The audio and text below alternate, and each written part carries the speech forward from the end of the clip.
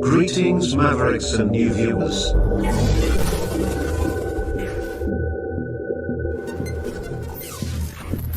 Tonight, direct and live from the Maverick News Network World Studios. This is Maverick News with Rick Walker.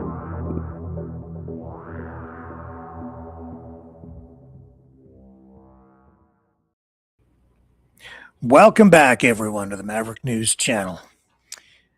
We're going to take you on a bit of a journey tonight that I think will tell a story, one with a moral to it.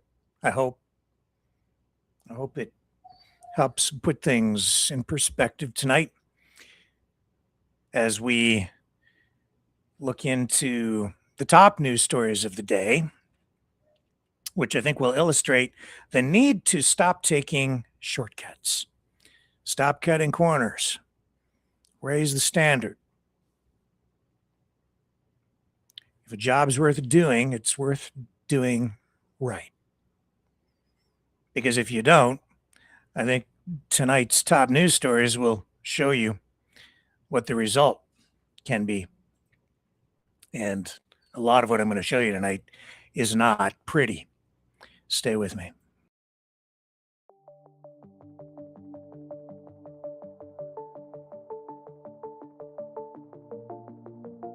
Greetings, brave Mavericks.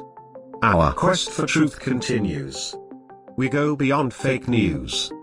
Together we expose propaganda. Together we pull others out of rabbit holes. We are Maverick thinkers. We are all unique individuals, defenders of individual rights and freedoms, credible, trusted, grounded in reality. Maverick News, defending free speech, Donate at freedomreporters.com. Do it now. Tomorrow may be too late. Maverick News. The world is watching.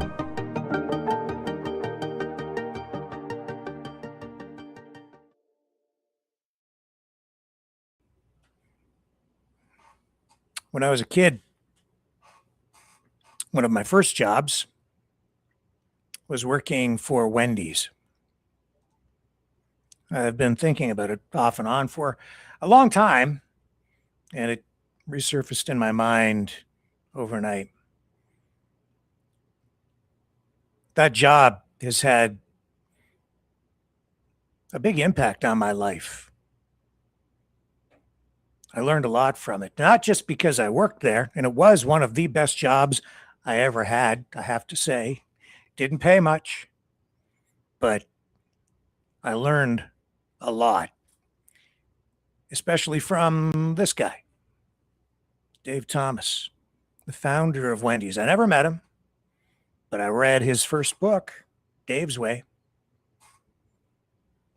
A lot of what he writes about in that book, and there was a second book, which I have not read, but I'm going to make a point of it now that I'm talking about it again. So much of what he shares in this book is straight up common sense. It's a book about values. He's a big advocate, or was, well, he was still with us, for adoption, not abortion. He a brilliant businessman. Took him a long time to get there, though, but he had a vision that has become his legacy in the thousands of Wendy's restaurants scattered around the world. Even after the big fast food chains became an oligopoly, in the face of that competition, he struck out and created Wendy's. Turned it into one of the biggest restaurant chains in the entire world because he didn't cut corners. What does that have to do with tonight's top news stories? Just about everything. Just about every darn thing. Dave Thomas had a lot to teach. It still does. Politicians could learn a lot from him, because when you cut corners, you get unintended consequences. You try to rig the economy, and you are messing with natural law, manipulating supply and demand. You are messing with nature, maybe, depending on your perspective, your point of view, messing with God's work.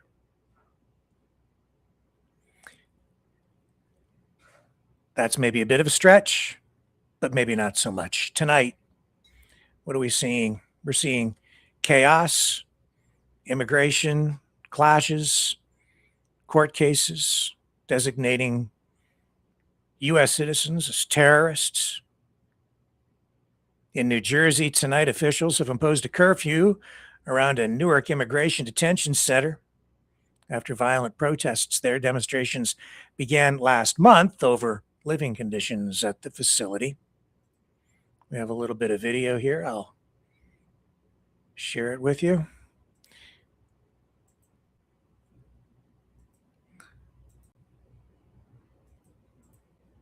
Protesters clashing with police. There were dozens of arrests for violating a curfew the mayor of Newark imposed outside the ICE detention center at Delaney Hall. Anywhere within a half mile is off limits from 9 p.m. to 6 a.m., and police moved in to clear the streets.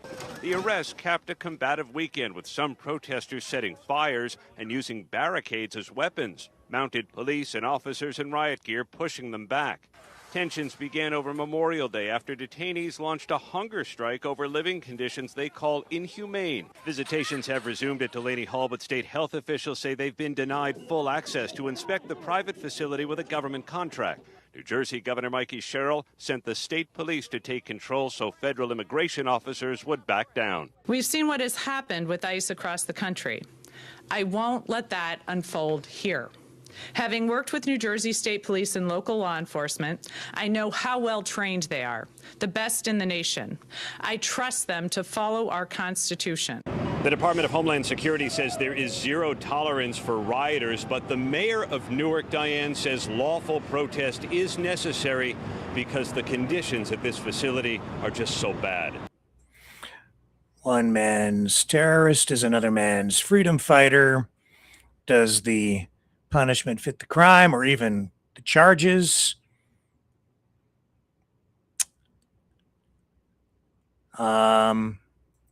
I guess you have to be the judge, right? But based on what kind of information? And the framing of everything, the choice of words. What is a terrorist? A terrorist is whatever a government designates as a terrorist. Tonight, we have some U.S. citizens being charged as terrorists, facing up to 60 years in prison.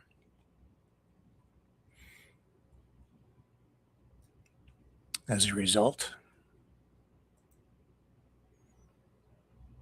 I just have so much stuff queued up here.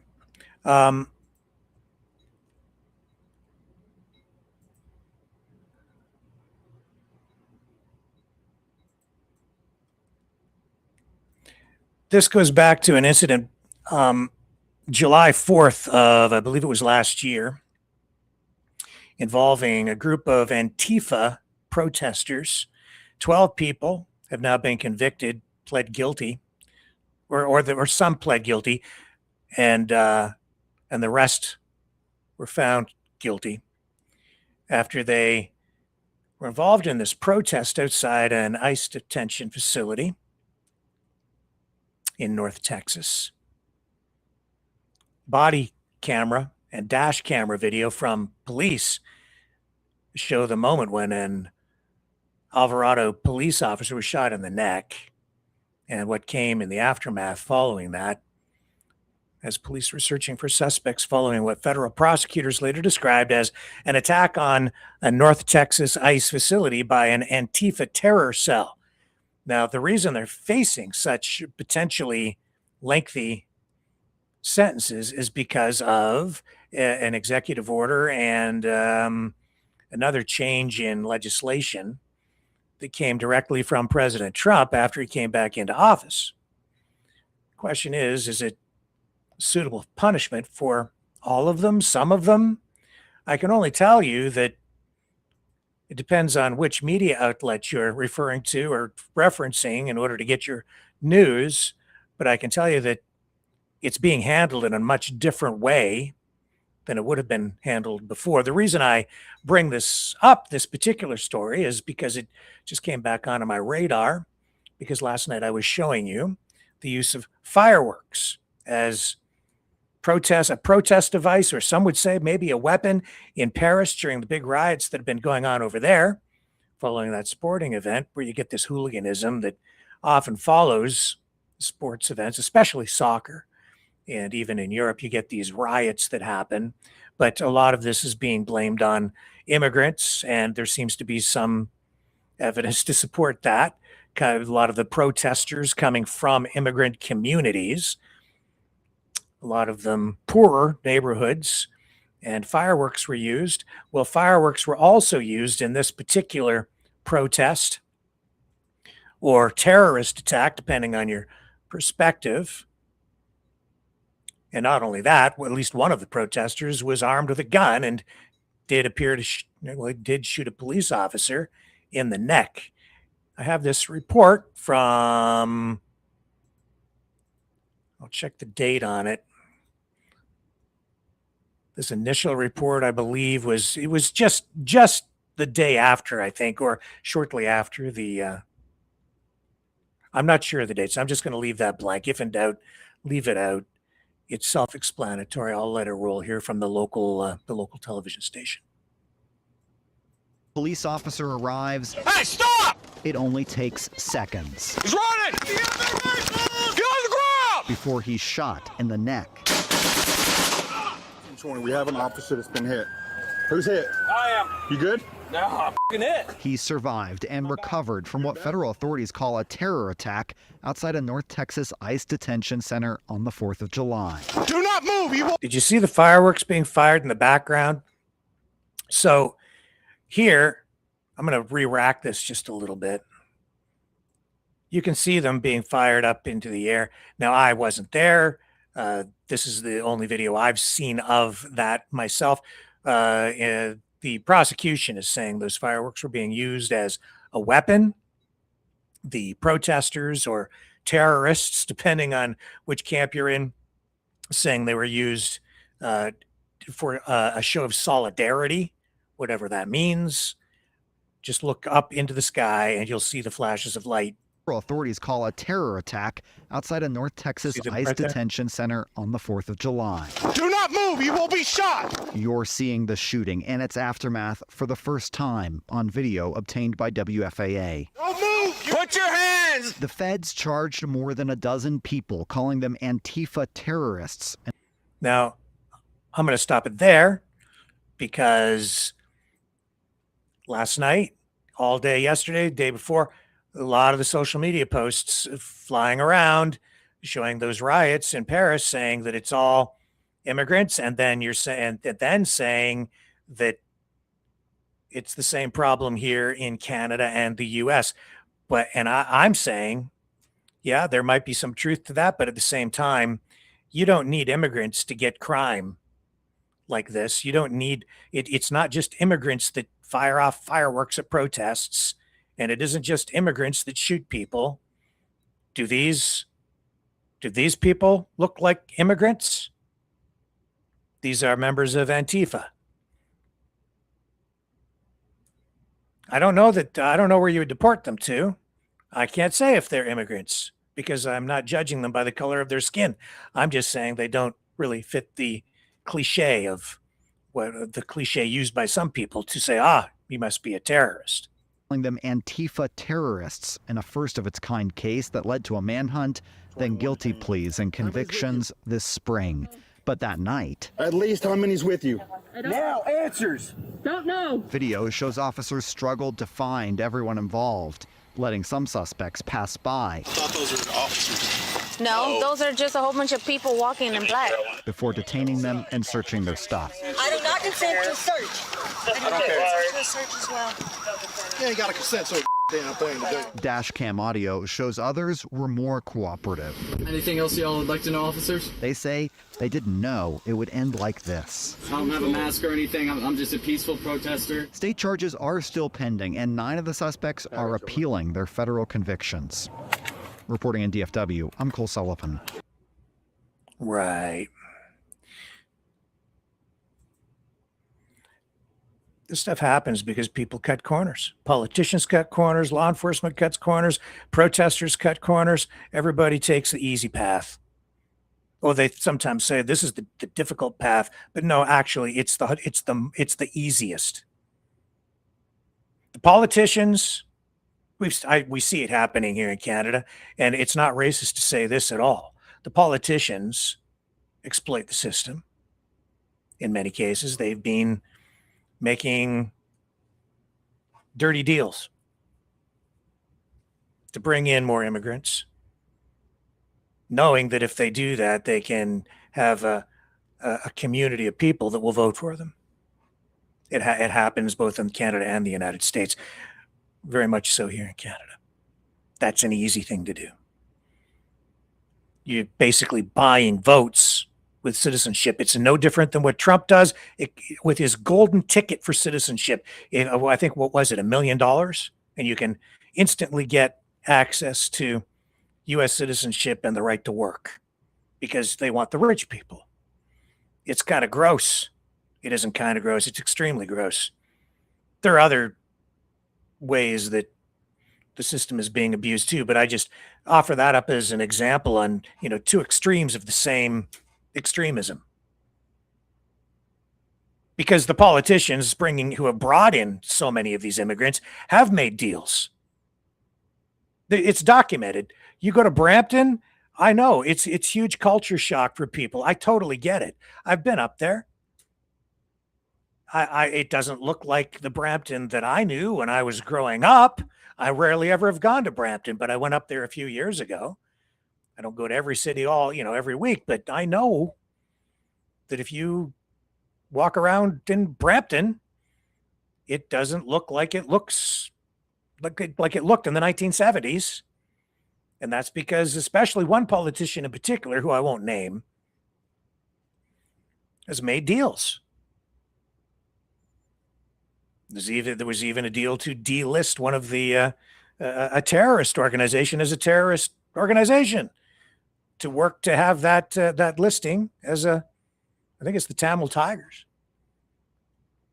to get them delisted, basically in exchange for political support from the community leaders who then, promote that particular politician. And he's not a liberal, but they support him. He supports them. More immigration. They get to bring in more people. He advocates for that. He backs them up. He then goes to bat for them to get their political activism group, Tamil Tigers, designated as a terrorist group, off the terror list. That's all true. That's on the one side. On the other side, you have the protesters, Antifa. I think they get a sense of community out of that, but rather than, go through the lengthy process of trying to solve things just politically or just engage in actual peaceful protests, they go too far. Everybody's taking everything too far and taking the easy path instead of talking things out, working through the political process, getting involved in the community, getting involved by running for office to advocate or to bring constructive change. No, they'll go out and fire off fireworks or shoot a police officer in the neck. At the same time, what does Donald Trump do? Oh, it's the easy thing, right? The crazy things that he'll do. He creates a system where for $1 million, you can just buy citizenship. Oh, that'll be an easy thing to do. Then the rich people will come, will take their money, will make them a U.S. citizen. They get all of these perks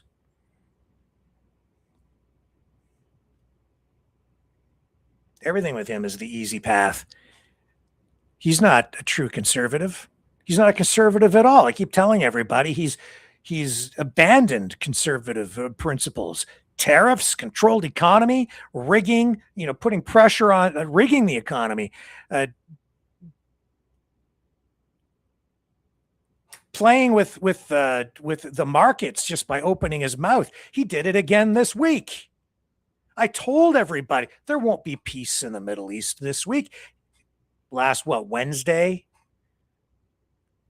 He said that the deal was imminent, that talks were progressing rapidly. Oh, well, then that makes the price of oil go down. And then by Thursday, it was like, oh yeah, we've got a deal. Just have to sign it and it's all done. By Friday, everything was looking real good. By the time I got to the end of Friday, though, it was already beginning to shift. Now things weren't looking so good, and Iran started to back off. So what's going on tonight? Well, over the weekend, I told everybody it's going to deteriorate. It's going to get worse again. It's a pattern now. End of the week, they've got a deal. All they have to do is just put the big X on where it says signature, and we've got a deal. And the ceasefire will be extended, and peace is on the horizon. It's imminent, and it's not.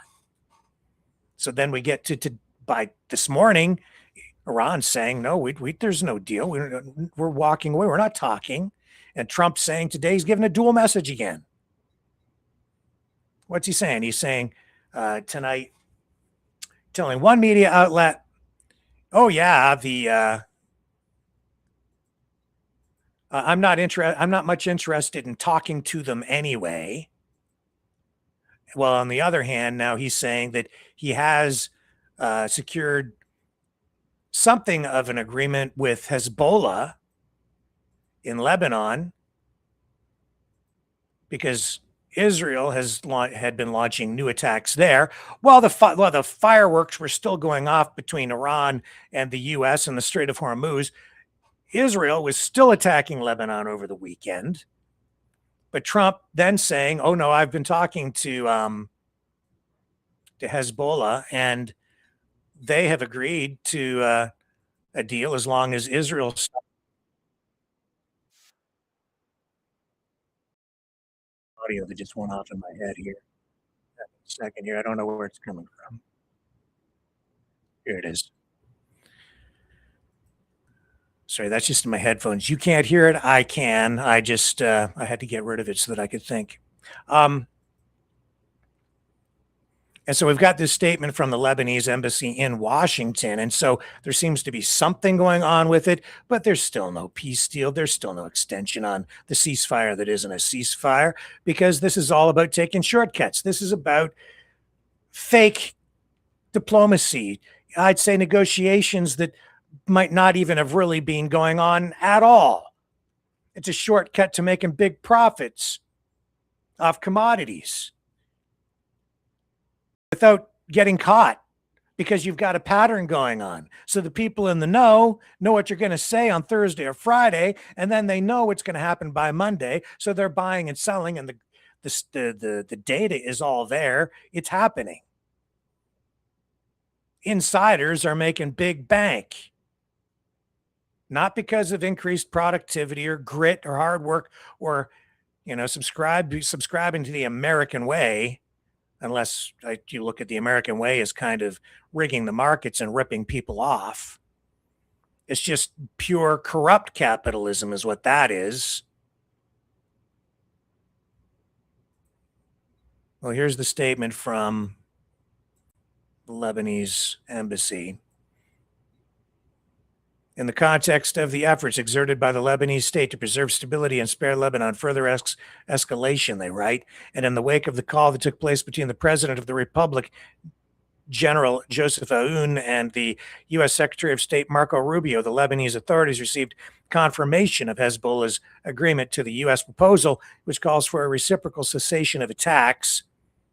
Under the proposed arrangement, Israeli strikes at Beirut's southern suburbs would cease in exchange for Hezbollah refraining from carrying out attacks against Israel, with the ceasefire framework to be expanded to encompass all Lebanese territories.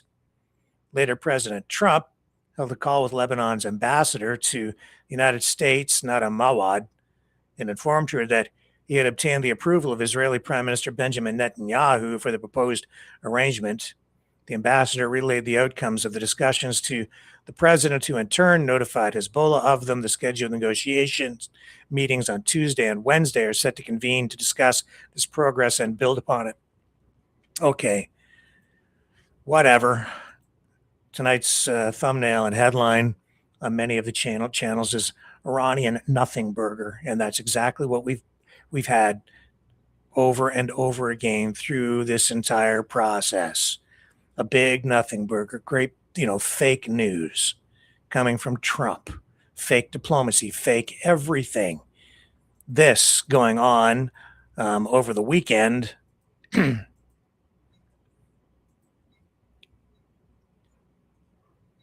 Israel continuing to attack Lebanon. But is even this real? We don't know, because, hey, they're taking shortcuts. A lot of stuff is produced using artificial intelligence.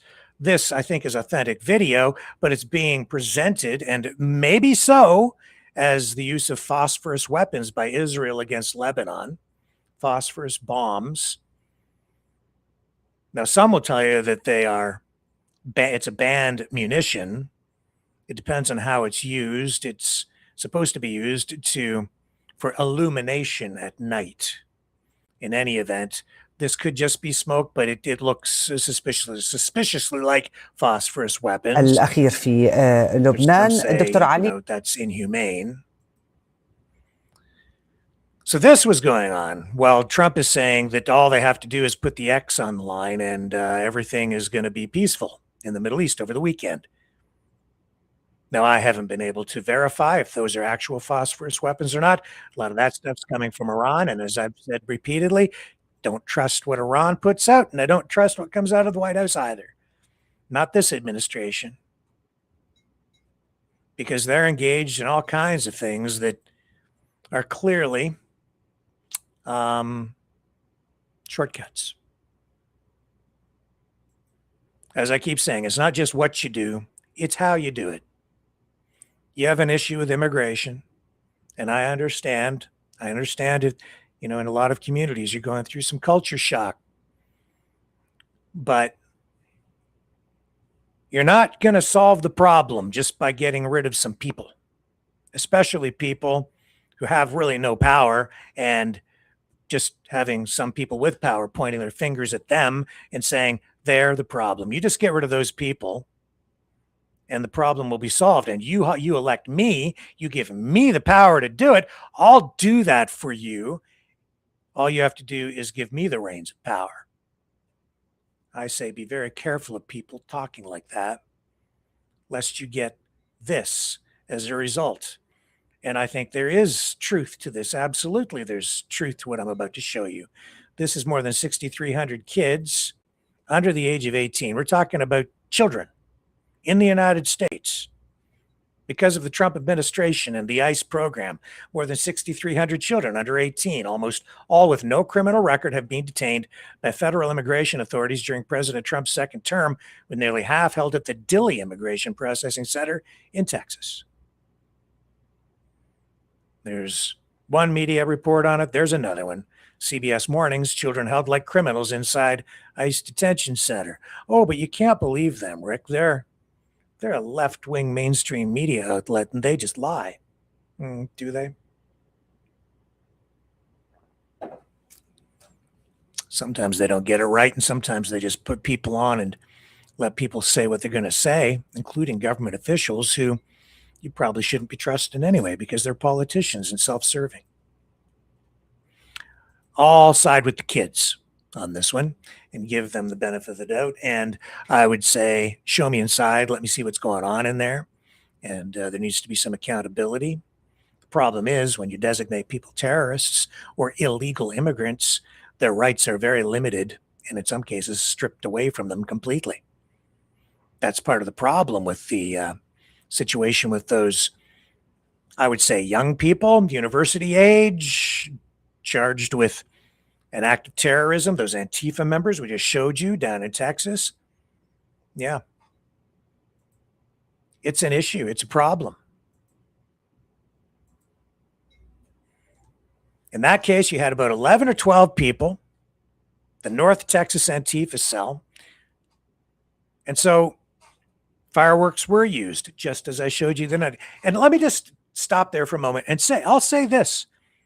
This is why the reason it is happening, the reason it continues to happen is because the politicians who support Antifa are taking a shortcut.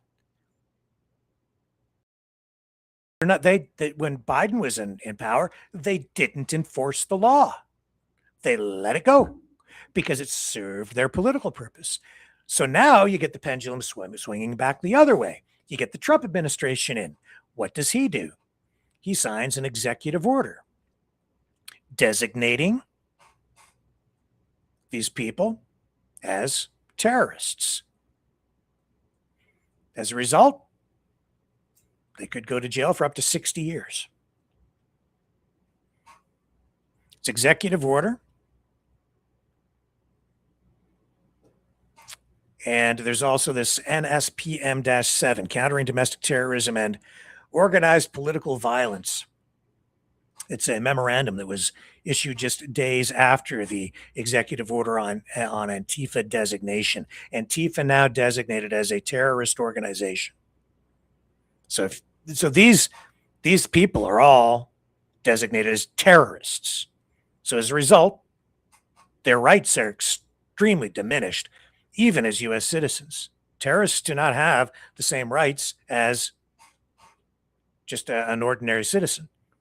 Your rights are largely stripped away. Now, if you're a U.S. citizen, you retain some, but strongly diminished. And this NSPM-7, Countering Domestic Terrorism and Organized Political Violence, explicitly ties into the Antifa EO or executive order and encourages using tools like material support charges, enhanced penalties, broader investigations into networks. It allows the government then to dig into data, start opening files and digging into people's personal information, violating privacy, doing an end run around people's rights because they're using this as an excuse because of what they've done as an excuse to go after anybody they pretty much bloody well please.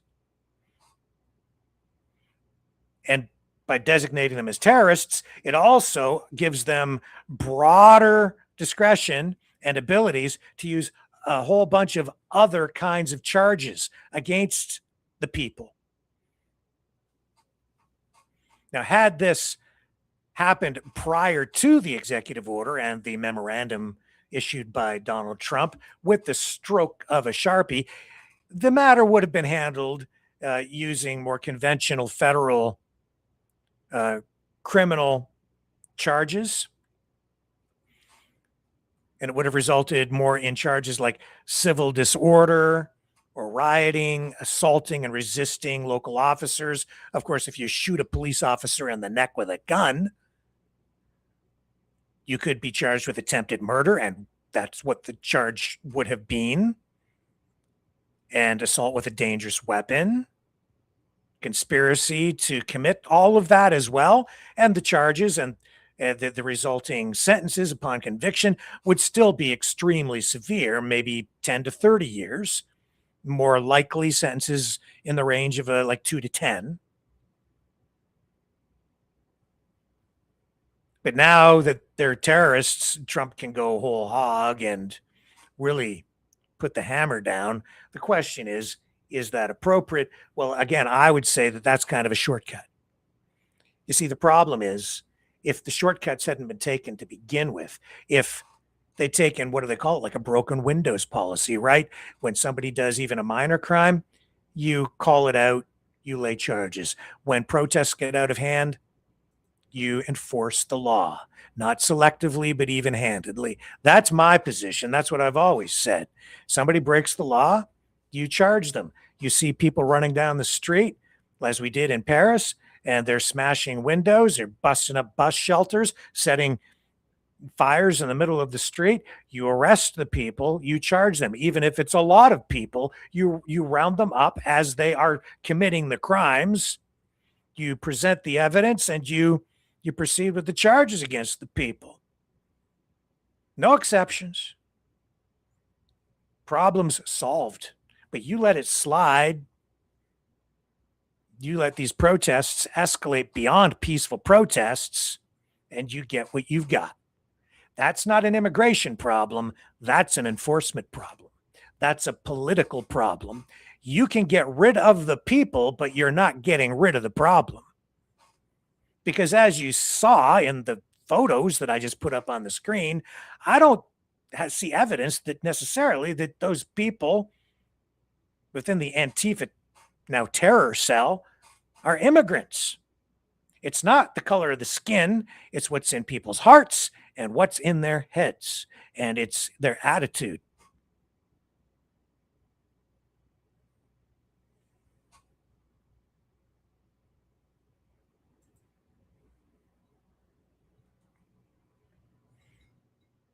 But when you, and I say you, I mean people in general, when we are exposed to a non-stop barrage of social media posting from extremely biased influencers on one side or another, it definitely has an impact on you. Because watching isn't just, it's certainly not news these days. It's frickin' marketing. Choices of words. It's not really journalism. It's activism, political promotion. And as I said, it is advertising. To get you to think a certain way, get you to respond a certain way, to get a reaction out of you, to emotionally get you engaged.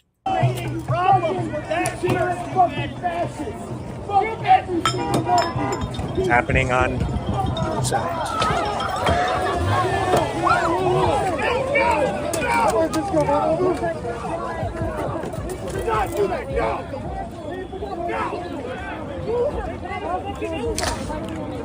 And it gets amplified in your mind because, well, this is going on here.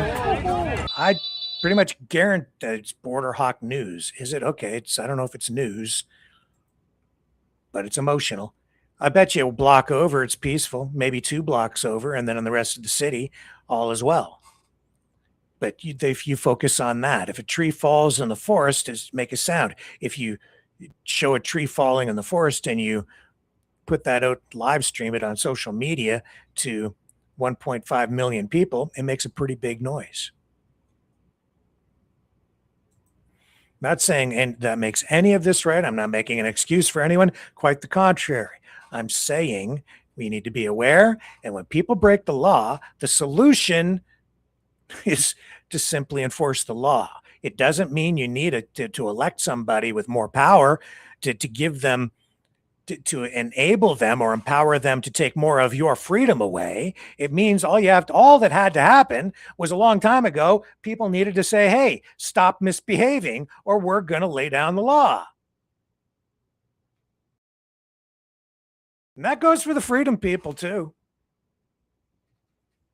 Because I've been living it. And I've been attacked repeatedly when I call out misbehavior. For those of you who have been here for a long time as part of our Maverick family, you know that to be true because you've seen me going through it. You've been going through it with me. Wait a minute. I don't think you should be going out to that event. I recommend you not go to that because there's a guy there with a swastika on a flag. And everybody said that if anybody showed up with a swastika like they did at the Freedom Convoy in Ottawa, which could never be somebody from the freedom movement because we would never do that, they say, we would just tell that person to go home. We would never have anything to do with that. And yet they did. And instead of saying, yeah, no, we're not going to participate in that, or we're going to tell that guy, get out of here with that flag, leave that behind, or don't show up. No, they came after me.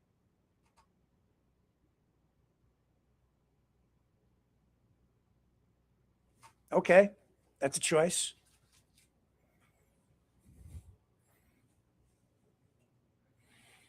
But it continues. It escalates. It's getting worse, not better.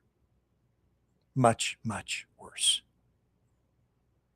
You can sit there in denial and maybe you're afraid to stand up and do something about it. But I'll tell you this, I sure as heck didn't start sitting in this chair 5 years ago defending people's rights and freedoms during the lockdowns, the mandates, to now, all this time later, sit back and do nothing while other people's rights are being taken away. Because it's the same damn thing, just coming from the other side and maybe worse. You know it. And a lot of you are just too afraid to stand up and do anything about it or say anything because some of these people are goddamn bullies. And you're afraid. And I get it. I understand. I'm tolerant of it. But not me. I call it like I see it and I stand up because too many people have paid too high a price or through history to leave behind lessons that we should have learned from a long time ago.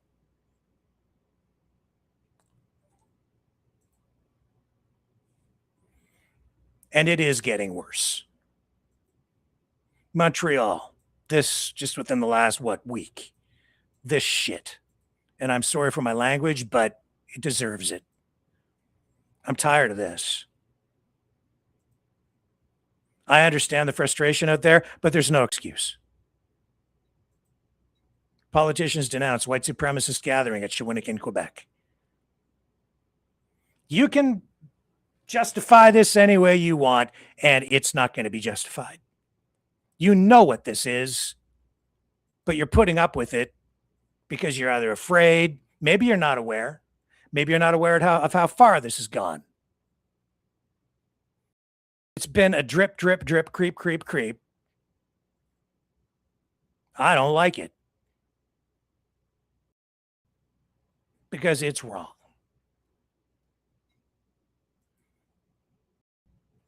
Political figures in Quebec and Ottawa have denounced a white supremacist rally held on May 30th in Shawinigan, Quebec, in the Maurice region northeast of Montreal. Masked individuals, because they're cowards, displayed a banner reading, "I remember a white Quebec," near the city's cenotaph.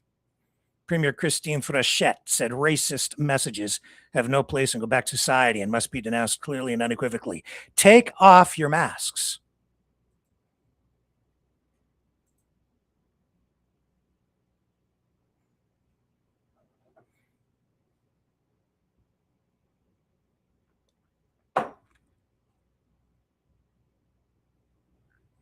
You gonna follow that?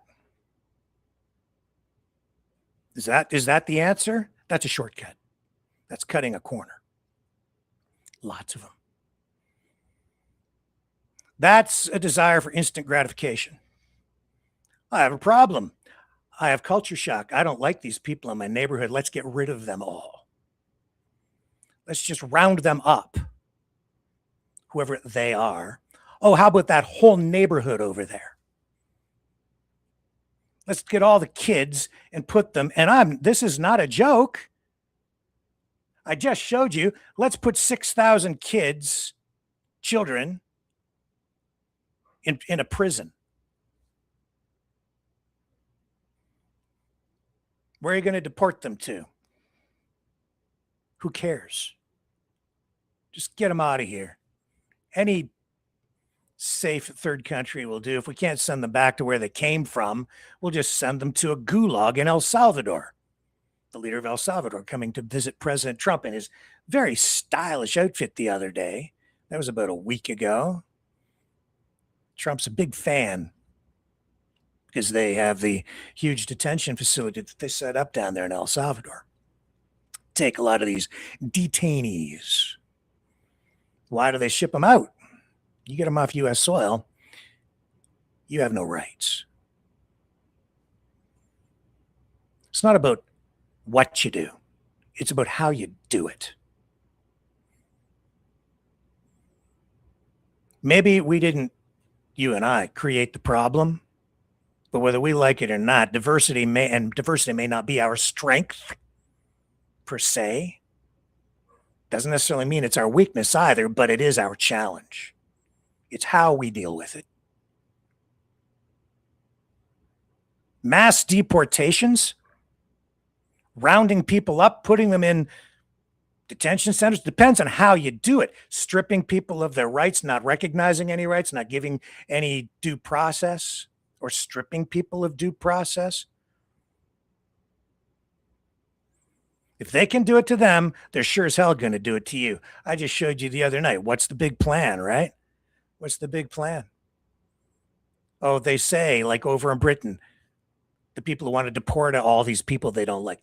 They're very much against digital ID and facial recognition technology. And yet there they are. They're putting it in place, going to be putting it in place if elected at workplaces. So everybody walking through has their face scanned. Well, they're not just scanning the illegal immigrants that come in there to work illegally. They're scanning everybody, including you. If you want a job, you have to have your face scanned every time you go in. Maybe that's not a big deal. I don't really care. I haven't done anything wrong. But I do care because sometimes people are politically persecuted. I do care because it's just going too far. It's like I don't like speed radar, you know?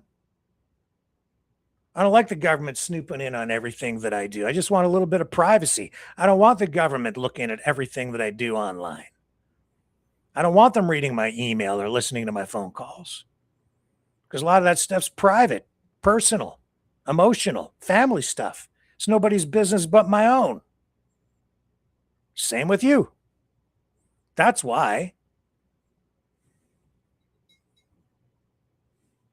Makes me uncomfortable.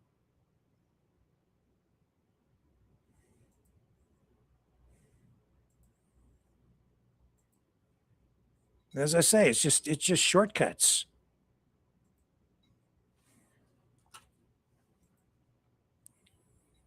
Lazy. Showed you the other night. Alberta Prosperity Project, right? Separatists. Don't tell me that anger and bigotry and prejudice isn't driving a lot of what's going on out there. Just look at the other questions on their referendum. It's all about that. The whole thing. It's all about immigration and the color of people's skin and all of it.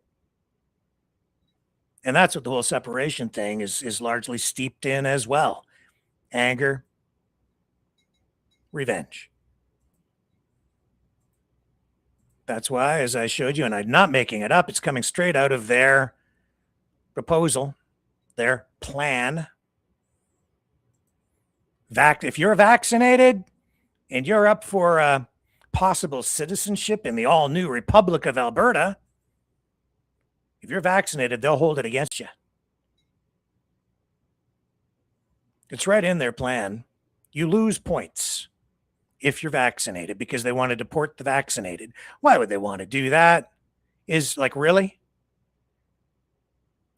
See, to me, that's just as bad as telling somebody that they can't go to a restaurant, can't ride on a bus or a train or a plane if you aren't vaccinated. You let them start it there. Where's that going to end? You can't have any serious illnesses and no experimental mRNA injections. Right out of their Alberta Prosperity Project Separatist Handbook Plan, whatever you want to call it. Costs you 10 points. They won't deport you just for that, but man, it counts against you. 10 points, it costs you quite a bit. Making the rules up as they go along, that's about revenge. Anger. That's not right either. Just so you know.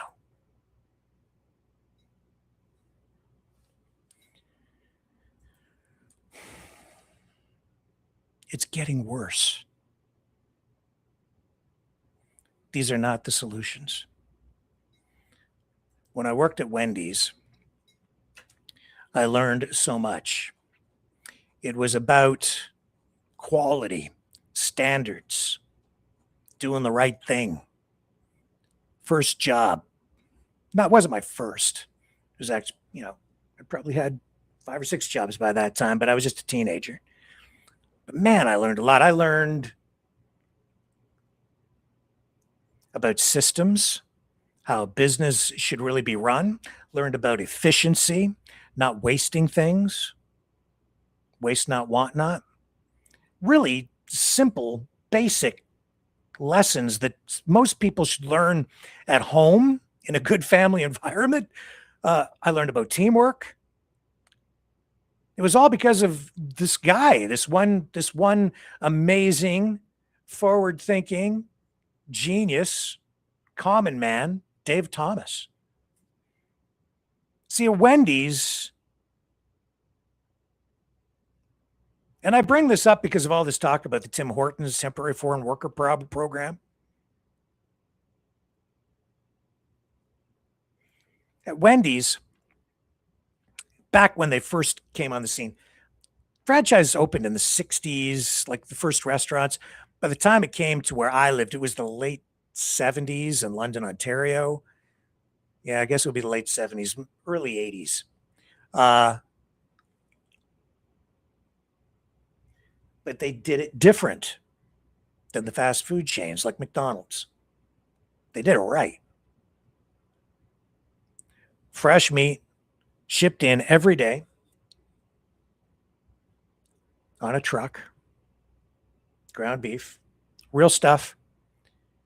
And when I worked there, the delivery would come, it would go into the walk-in cooler, and then we had a machine in the back, a patty making machine. The hamburgers were pattied and put into big trays. I used to do it.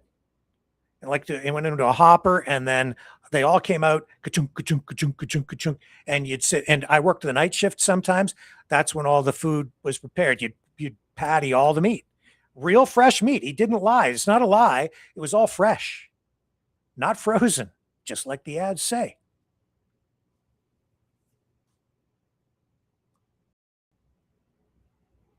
The meat would go into the walk-in cooler. We had a salad bar at that point when I was working there. All the salads were prepared back there with like heads of lettuce. Nothing came in prepared. It was all done just like a regular family style restaurant at that time. And it was an incredible system. Yet so simple, but incredible.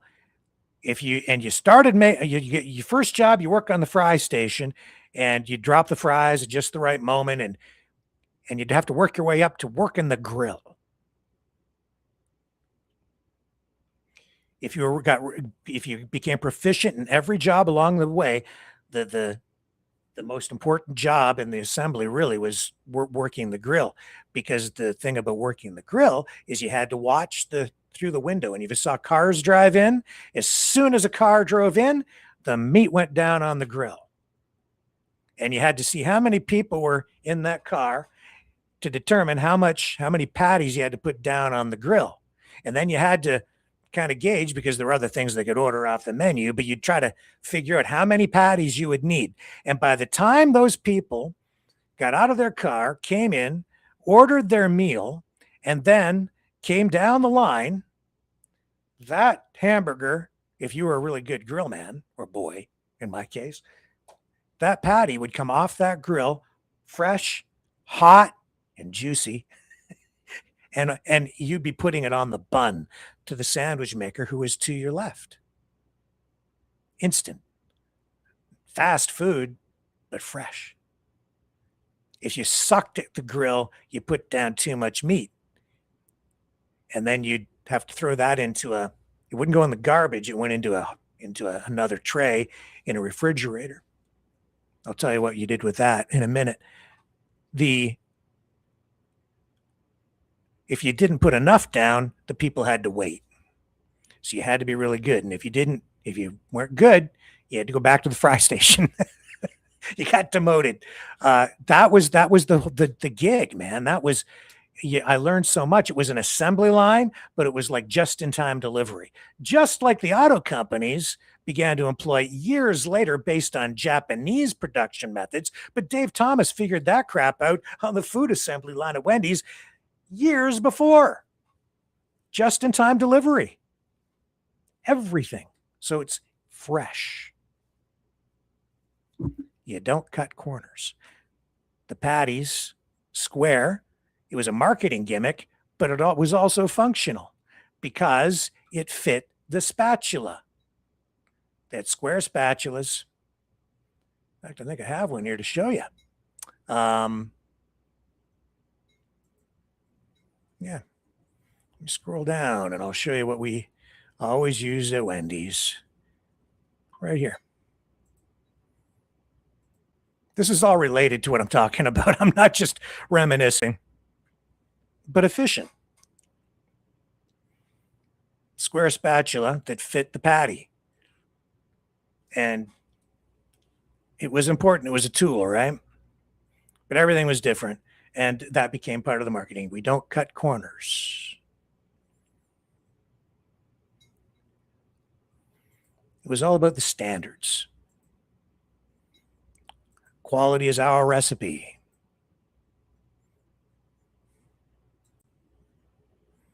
It might look round, but that's because the tip of the square is like facing you. That's not a round burger. That's a square. That's a Wendy's burger. So I learned a lot about teamwork. And when the burgers came off and the people would come down the line, you got to order your burger and then ask for whatever it was you wanted on the burger, and it was made custom for you. I want lettuce, pickles, onions, ketchup, and mustard. And that's what you would get. Anything you want. Any combination you want. Burger King said, have it your way, but Wendy's was doing it that way back in the day anyway. And it was real beef, and that's why it was like, where's the beef? It's right there. A quarter pound on your bun. You want a double, it's a half pound. You want a triple, you're going to get fat, and you won't be able to go to Donald Trump's UFC event. But hey, it's a personal choice. It was a free country back then, almost. But the standards were there, right? And I was a young person, so I learned a lot. And I read his book. And this is really a lot of why I'm talking to you about Dave Thomas tonight. Because Dave Thomas,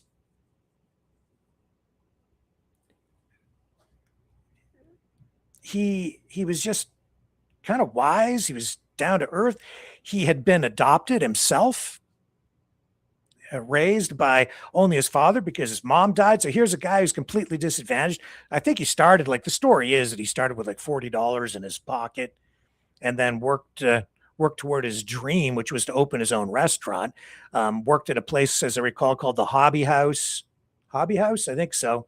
And then Colonel Sanders came by and they started selling Kentucky Fried Chicken as one of the first restaurants at the Hobby House.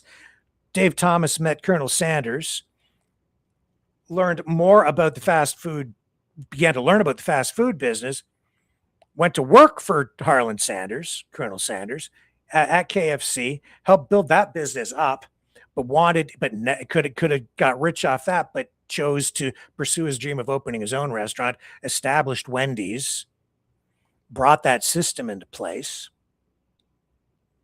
And then he wrote the book on how to be successful using pretty much common sense and a commitment to values and standards. It's not quite the same today as it was when I worked there. I'd say that things have slipped a bit because they don't do things quite the same way. And it isn't the same company because it's been sold. I'm not sure how the corporate structure is set up today, but I know at one point, this is also why I'm bringing this up, it was connected. It was basically Wendy's was the company, part of the parent company that ended up buying Tim Hortons out of Canada. And Tim Hortons, of course, has been in the crosshairs of a lot of the conservative media in Canada over the last year or so, year and a half, 2 years, whatever, largely because of the temporary foreign workers program. But I would say, and I'm going to defend this, because of bigotry, racist BS, a lot of it too, aimed at the corporation because they've been using the temporary foreign workers program. And there is some some real truth to the fact that Tim Hortons has been using that program, or I think more to the point, a lot of the franchisees, the franchise holders, the people who buy the rights to open a franchise, Tim Hortons franchises, they get regional areas, as I understand the way the business structure is set up. They've been using these programs. But again, people are pointing their fingers at, well, they are pointing their fingers at the company. And I think that's kind of fair, although a lot of what they're doing with these posts is kind of grotesque and I'd say uncalled for and kind of disgusting, some of it, frankly.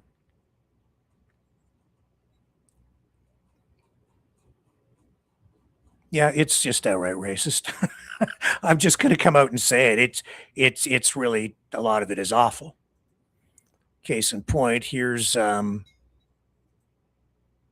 some of it's just outright lying in order to get you very angry and upset. So here's a post. I just happened to come before I came on.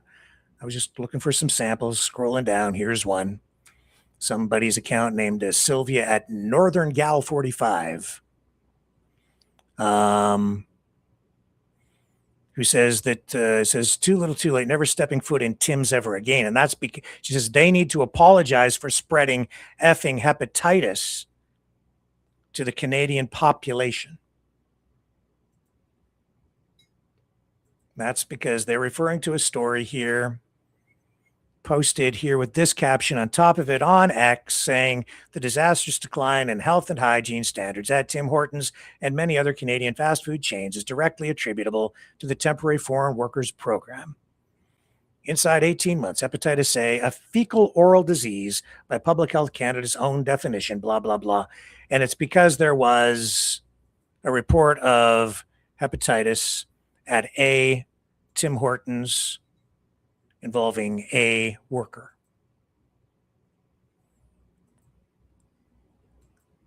Not all Tim Hortons. One case involving one worker. It was in the Simcoe-Muskoka District Health Unit region. It was in June of last year. One single confirmed case of hepatitis A. They became aware of it in one of the people who worked there, a food handler, one location. Public Health Unit issued a standard exposure warning for customers who bought food or drinks there between May 17th and June 3rd of that year. They described it as low risk to the public. They offered post-exposure hepatitis A vaccines within 14 days of eating there via special clinics for people who visited during certain recent dates. They explicitly stated there was no ongoing risk at the restaurant. The thing is, the identity of the worker never released. Nationality never released. We don't know who the person was. We don't know if they're actually an immigrant or not. There's somebody with hepatitis. One person, one incident, not spread to anybody, but precautions taken because it was detected in a person, and hepatitis can be, it's out there. But of course, it's presented online as though it's a worker. I don't know. But anything for clicks, I guess, right? And to get people angry.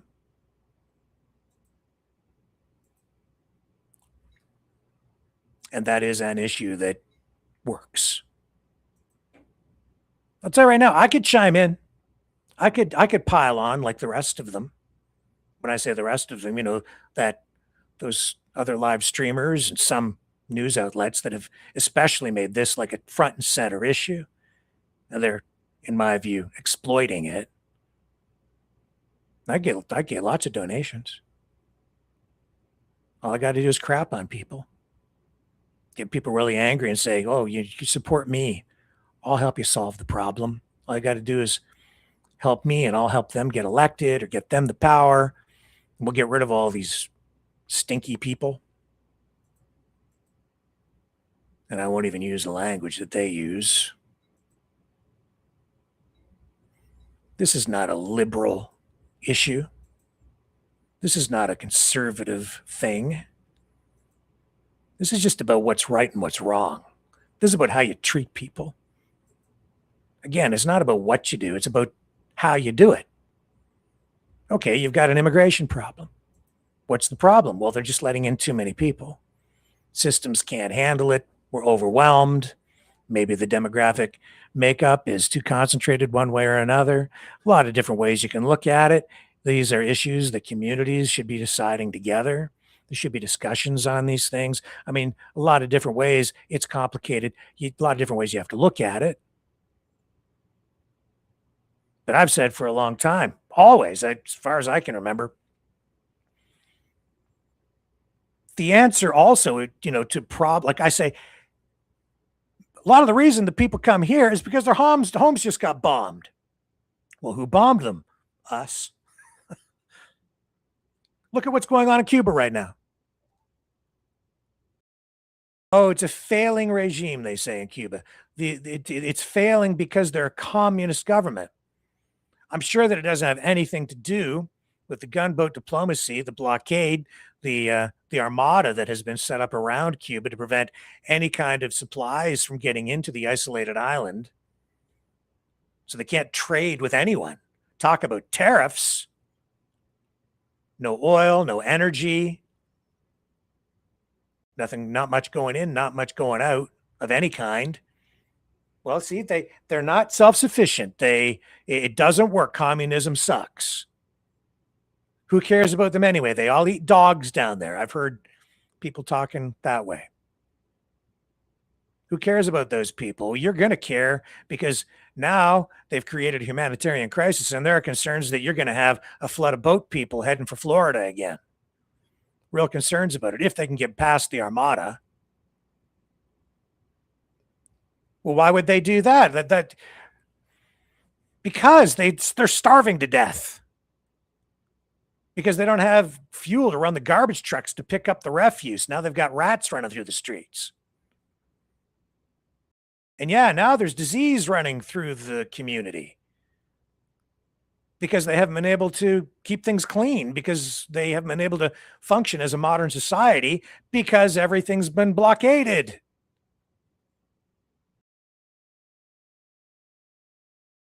Well, they just got to deport them. Where are you going to send them? Send them back?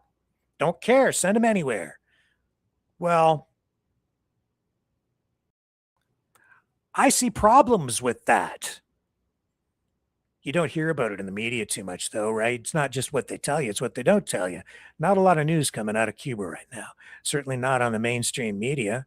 Don't hear a lot about it in the conservative right-wing independent streamers very much either. In fact, hardly ever at all. Unless it's to say, oh, those commies, we got to do something about them. Yeah, well, they're coming on boats again because of a problem that was created by Trump. And I've heard talk about that from within the administration. It's like, what are we going to do? We're going to have a flood of immigrants again.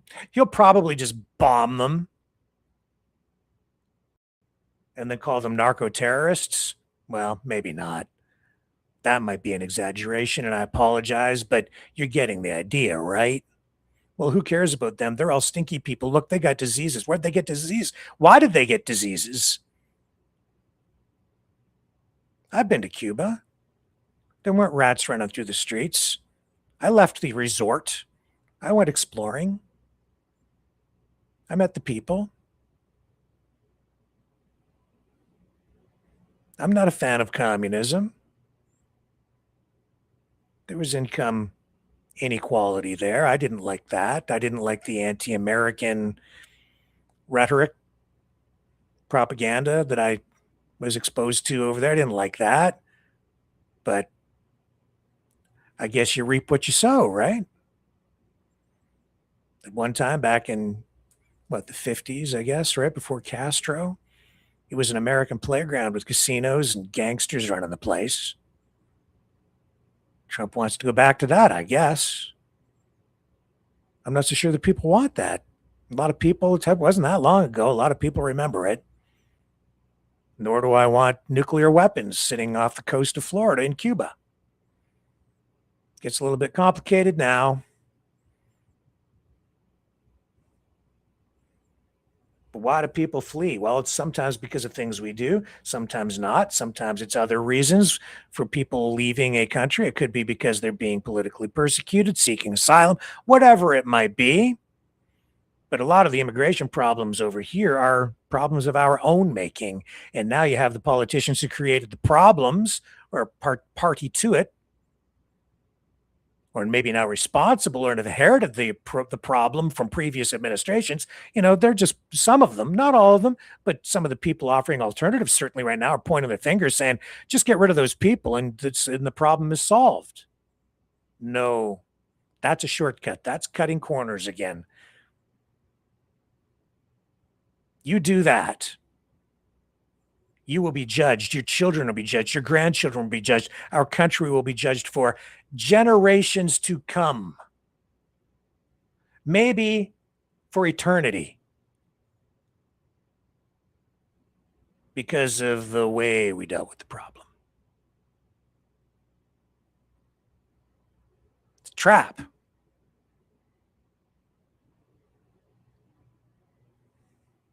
And even if we feel okay about it here because we don't think about it and don't have our media tell us about it, or the government won't allow the media to tell us about it, or however you want to spin that, even if we do that, the rest of the world will remember. And that's not solving anything. I've said for a long time, a very long time, some immigration's cool. That's fine. People want to come here. If they're coming here for good reasons, they want to be part of our society, contribute, get jobs, be productive members of our communities. That's all cool, whatever. Bring in as many as we can support. It helps. It can actually help the economy, keep things growing, especially if we have birth control, family planning, all of these other things, and socioeconomic conditions and social engineering going on, telling, young people, especially in our affluent society, you don't have to have kids, whatever, it's a choice. And a lot of people choosing not to. That's up to you as far as I'm concerned. I'm all about freedom, so do as you will. But if we really want to help people, we really want to solve the problem of immigration, it's not what some of the people, I would say on the progressive side, advocate for, which is just open the borders and let them all pour in. That's not the answer either. You can't just let the whole world come, obviously. So the better solution, in my view, is to help the people where they are. Help them with aid, technology, spread prosperity, welcome them into our economic system, free markets. Don't blockade their country. Help them. Help them become more prosperous. Trade with them.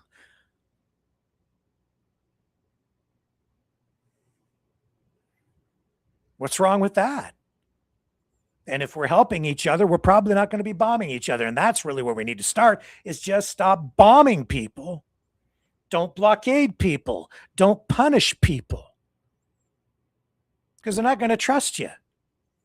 But if you view the world through the lens of like a Donald Trump, to him, as an authoritarian, he views the economic game as zero sum.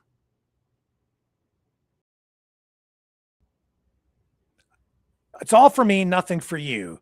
The only way for me to win is for you to lose. And so the best way for me to win is to just take your stuff. The best way for me to win is to put you under my control, so you have to do what I tell you to do. I'm going to take out your president and then install someone who is my obedient servant and will rule that country on my behalf, because I'm now really the ruler of that. And they have to do as I say. And we'll just take it. We'll leave you a little bit over here. We'll let you have your fake job ruling that country. That's what's going on. That's the way he's handling this. That's the New World Order.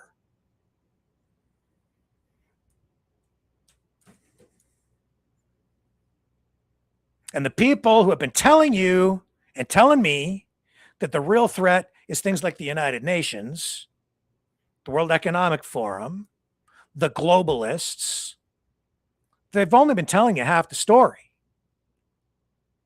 It's true that those organizations have been dysfunctional and have not really been working, but it's not true that UN declarations or any of the international laws that have come from the post-World War II rules-based international order, that any of that stuff is necessarily being binding. In fact, it has not been. It's been binding on some, but not others. And specifically, who has it not been binding on? The superpowers. Russia doesn't recognize it. The United States doesn't recognize it. They don't care. None of the rules apply. They make up their own rules, even as they have been involved with these larger global organizations, which have been designed not to establish a one world government, but to protect the sovereignty of all the member states through the rule of law, so that all of the different countries have to abide by the same set of international laws by agreement, so that they don't fight with each other and invade each other and bomb each other. That was the goal. But when you're as powerful as some of these superpower countries are, you don't want any of these smaller countries dictating to you, especially if they have political systems or ideas or religions that maybe some people feel threatened by. You don't want to have to subscribe to those things. And so you hold that at bay and you apply your power around the globe, depending on which administration we're talking about through history. Basically, what I'm saying is they get to bomb countries with impunity, and they get to commit war crimes in some cases with no accountability, because they're not part of the ICC, the International Criminal Court, or the ICJ. They have vetoes at the United Nations. So with a single vote of their own, they just say, no, we're not doing that. And then they get to walk away. Other countries don't get to do that. They're too small. But the whole system was set up so that the sovereignty of individual nations was supposed to be protected. The problem is the one that most protected were the countries with the veto power. They didn't have to follow the rules. They don't follow the rules. That's why we've got what we've got right now. You've got the Trump administration abusing everything. Sometimes, depending on who was president, what administration you had in place, they recognized international law. They respected it. They worked with other countries. Canada, I think more in that camp. But if you're Godzilla, and I mean the United States, and you've got a president who doesn't really care about any of that, doesn't want to contribute to it, doesn't want to be part of it, wants to stop playing the game, because it has been a game, and that's why it hasn't really worked very well. It's been dysfunctional. It's like rules for thee, but not for me. Me, in this case, being the United States, or Russia too, now China.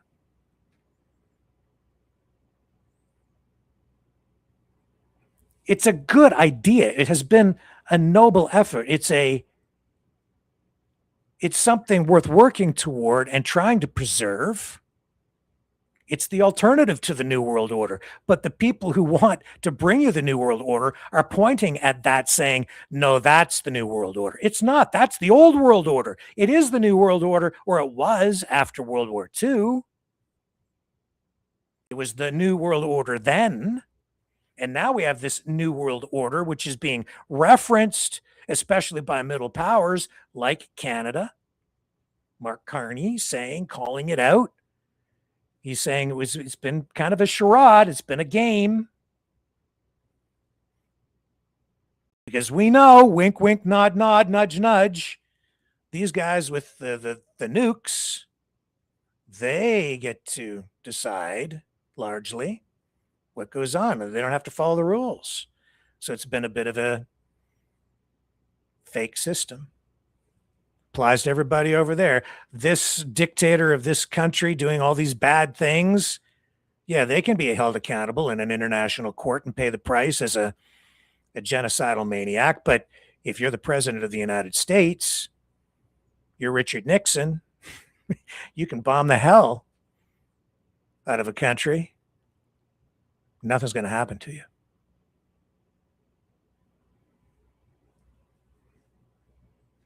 Because you get to cut corners. Take the easy way. Except it's not the easy way. See, that's why you've got people firing off fireworks and shooting ICE officers in the neck, because that's the price you pay in the long run. Because you cut corners, or you let people cut corners, because you had another day in paradise while other people suffered and you didn't have to look at it, so you didn't care. Maybe you didn't care because you didn't know. Sometimes people don't care because they just don't care. And now that it's come home to the home front, the roosters have come home. It's culture shock. So what are you going to do about it? Get rid of them all. How will history judge?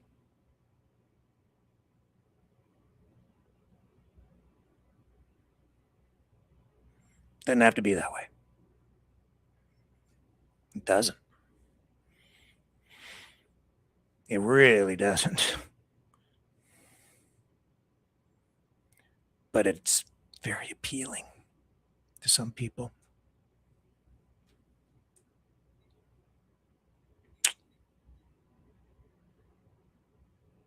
No, it's the same damn people that locked you down. It's the same damn people that mandated you. A lot of you are cheerleading for it, thinking you're going to get revenge. I'll be right back. The information war is raging. Truth without integrity is worth nothing. Maverick News. Because those who have power and those who seek it must be held accountable. The world is watching. Join our family of truth seekers. Donate today and add your voice to the chorus of Maverick Knights. Donate at maverickdonations.com. Truth. Integrity. It's the Maverick way.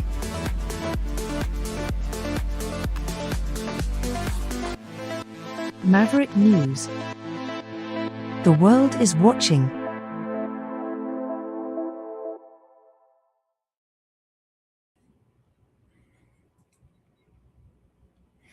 And it has gone too far. If you speak out against it, people say, "Oh, you're a censor. You're in favor of censorship," or, this guy's not racist. He's not a bigot, isn't he? Yeah. I don't know. Maybe asshole is just a better word. Okay, because he's not anti-Semitic because a Semite is this and a Semite is that, and that's not a Semite. Blah, blah, blah. I mean, really. I'm so sick of the word games. How about just asshole? Like this Jake Lang. This guy, what a joke. Shows up at the Delaney Ice Facility in Newark, New Jersey, gets up on top of a U-Haul, sets fire to multiple LGBT pride flags, because, of course, we have Pride Month beginning, and that triggers a lot of people. I didn't know that it was gay people that were bringing in all the immigrants, but apparently that's who's to blame for the immigration problem. And now we're not supposed to just this is the thing, like, where does it stop? Yesterday it was deport the immigrants. Now it's deport the immigrants and all the gay people and transgender people. Okay, I don't support this. Just for the record, this guy's an asshole. Don't know if he's a racist. Don't know if he's a bigot. Don't know if he's a homophobe, but he's definitely an asshole. We will not allow this degeneracy. Answer our question. Right here, stop, Gregor, stop. Can you text any 15-year-old girls on the way? We will not allow the degeneracy to stand in our country. These people need to go. Right here, Gregor. Jay, don't follow. We will overcome the homosexual agenda to destroy our children.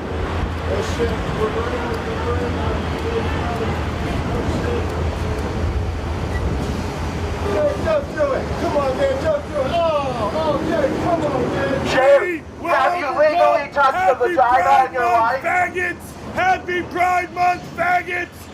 Get out of our country! This is a Christian country! Happy Pride Month! Happy Pride Month, faggots! Jay, don't get mad Get out of our country! Community, but Get out of our country! We will never relent! America's a Christian country! America's a Christian country! Get these homos out! Get these people out! They're the ones bringing in all the migrants! We will not relent! We will not relent! America's a Christian country! America will not relent! We will stand against this degeneracy! Here you go, faggots! Happy Pride Month! Make America great again! Make America great again! We will stand against this degeneracy!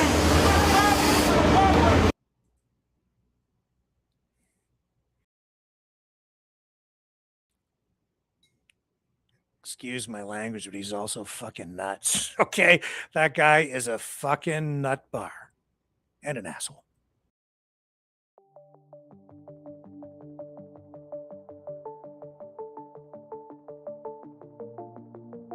Greetings, brave Mavericks.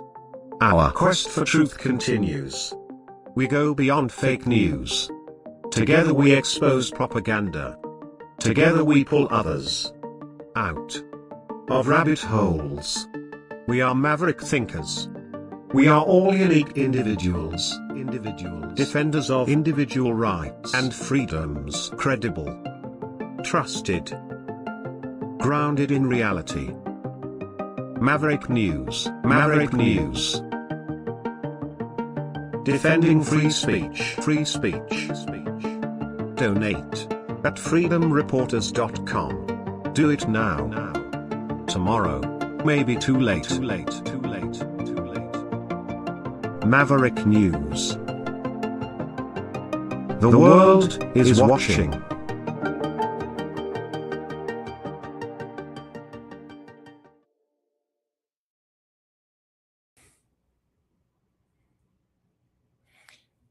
There's insanity on all sides now because everything's just gone to the extremes. It's extremism to the left. It's extremism to the right. I don't know if I even have a home anymore politically. I'm pretty sure I don't. And I'm not looking in the chat because I'm afraid of what I might see in there. I might not have any friends left by the time I'm done because views have just become so extreme on all sides, which is probably why I'm just relentlessly attacked from all sides too. I don't think there's much moderation or not many moderates left, I guess.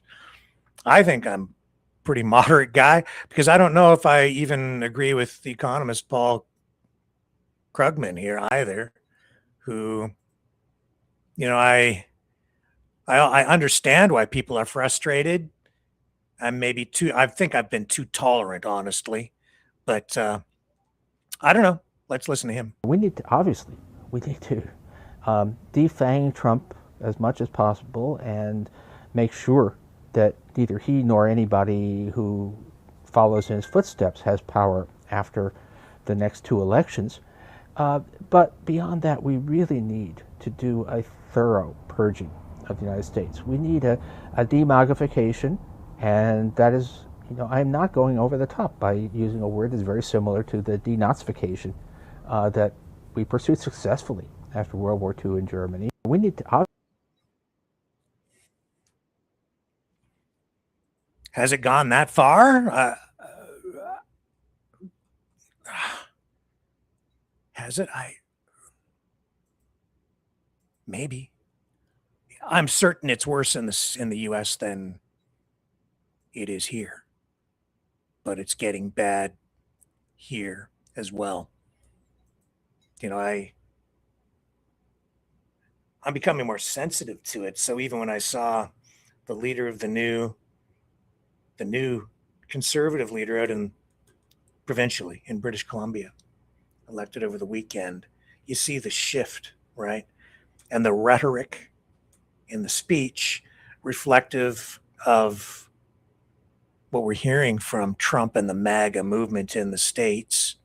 You're hearing that echoed also in Danielle Smith.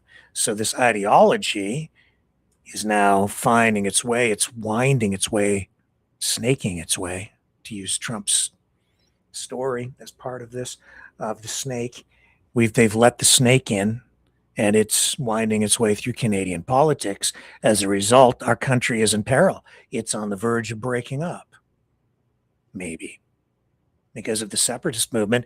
And you could definitely hear the drumbeat of separatism in the speech given by the new conservative leader in BC yesterday, which we ran here on Maverick News. It concerns me. It's all political opportunism. How far will it go? Well, I wonder how far the conservatives federally would go. Pierre Poilievre, I don't know what you're going to get with that guy, because he has flipped, he's flopped, he's adjusted his position. He's trying to read the political tea leaves, get a lay of the political landscape all the time. And you see that his rhetoric shifts about every 6 months. He's not consistent. It's hard to really pin him down. And he's grabbing onto any issue that he can. Right now, the issue du jour for the past 48 hours has been Canada is in a recession. Technically, that's true. 2 quarters back to back, negative GDP growth.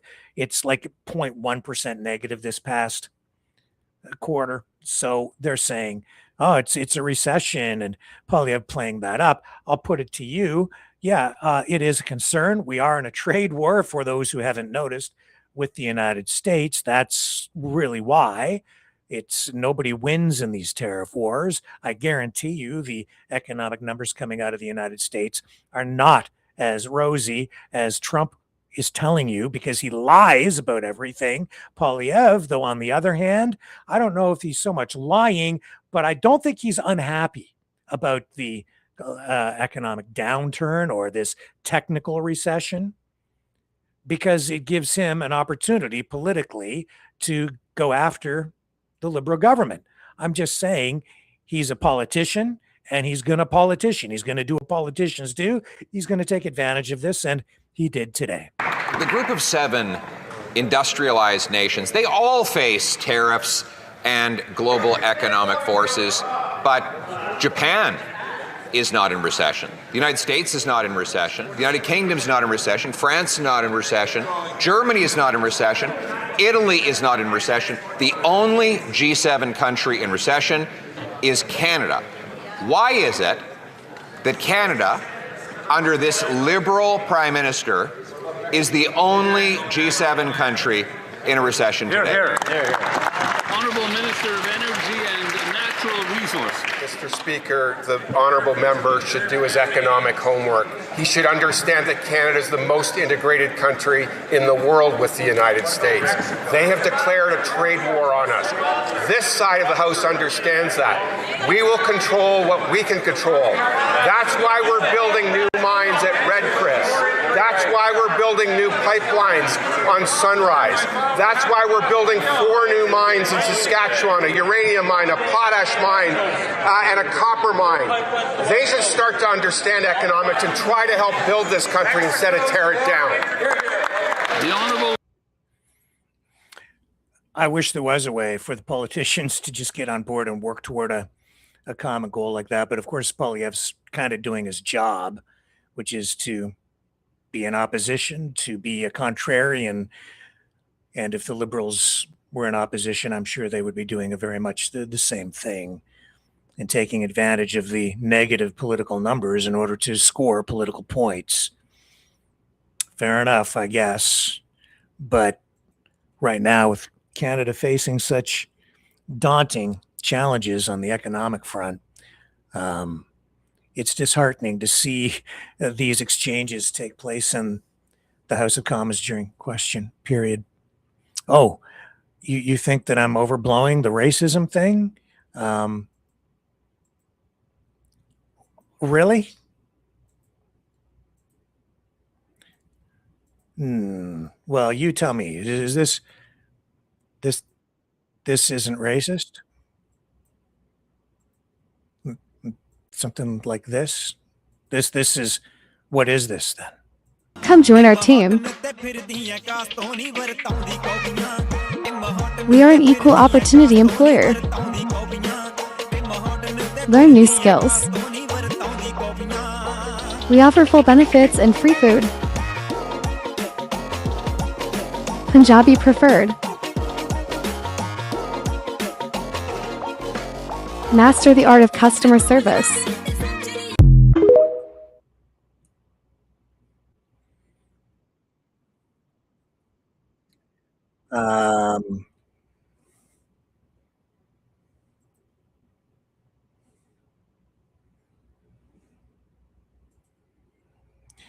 Don't even start with me.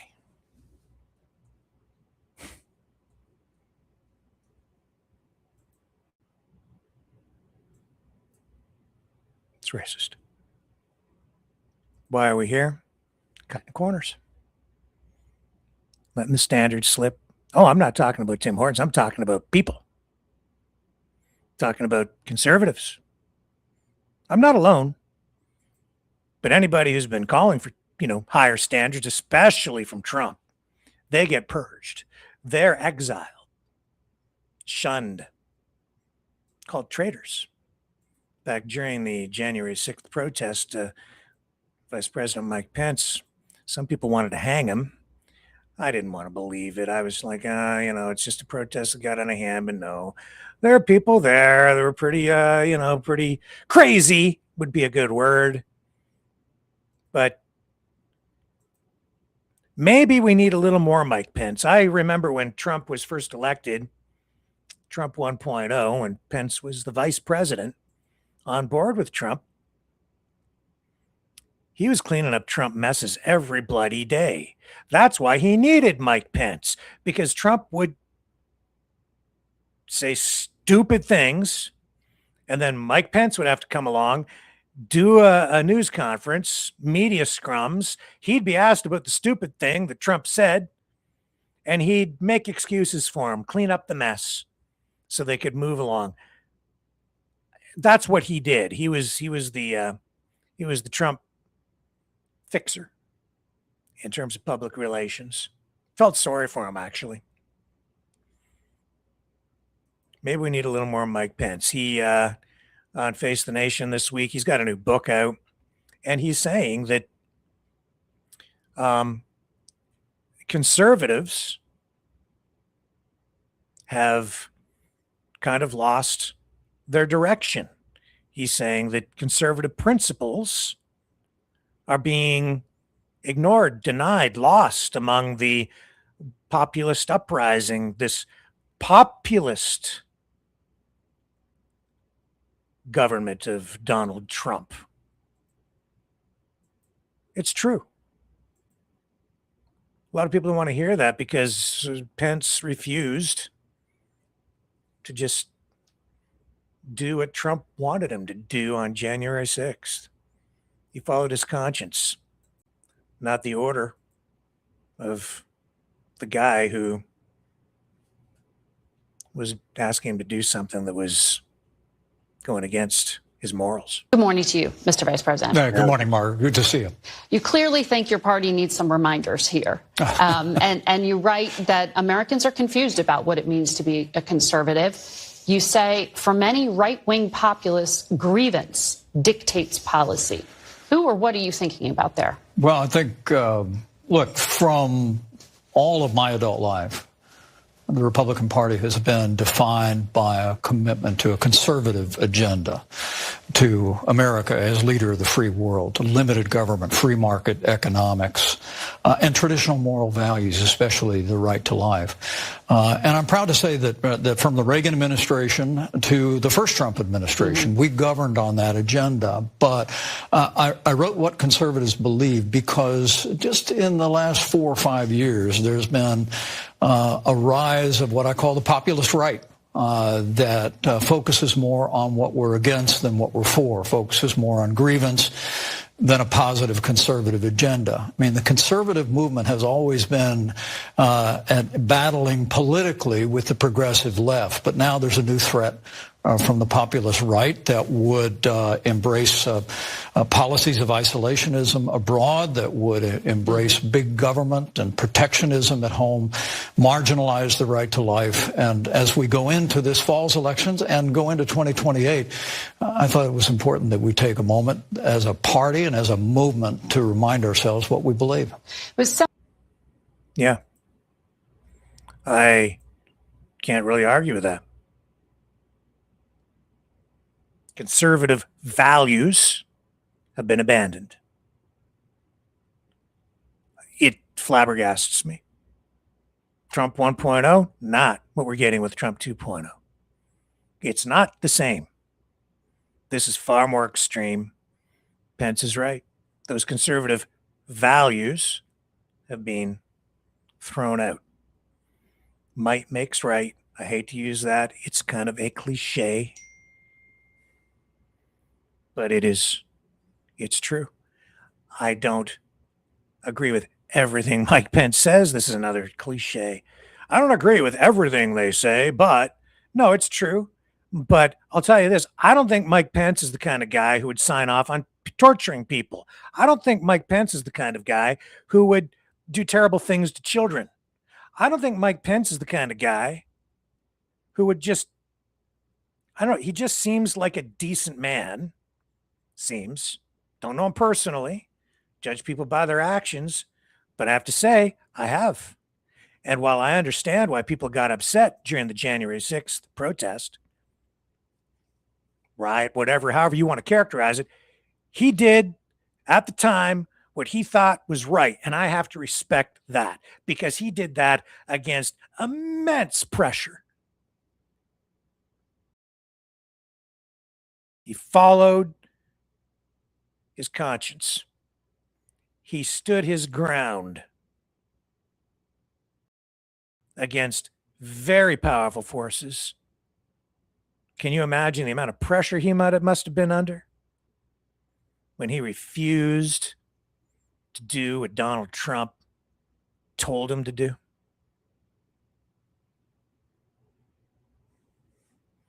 That takes courage. It takes conviction. That guy.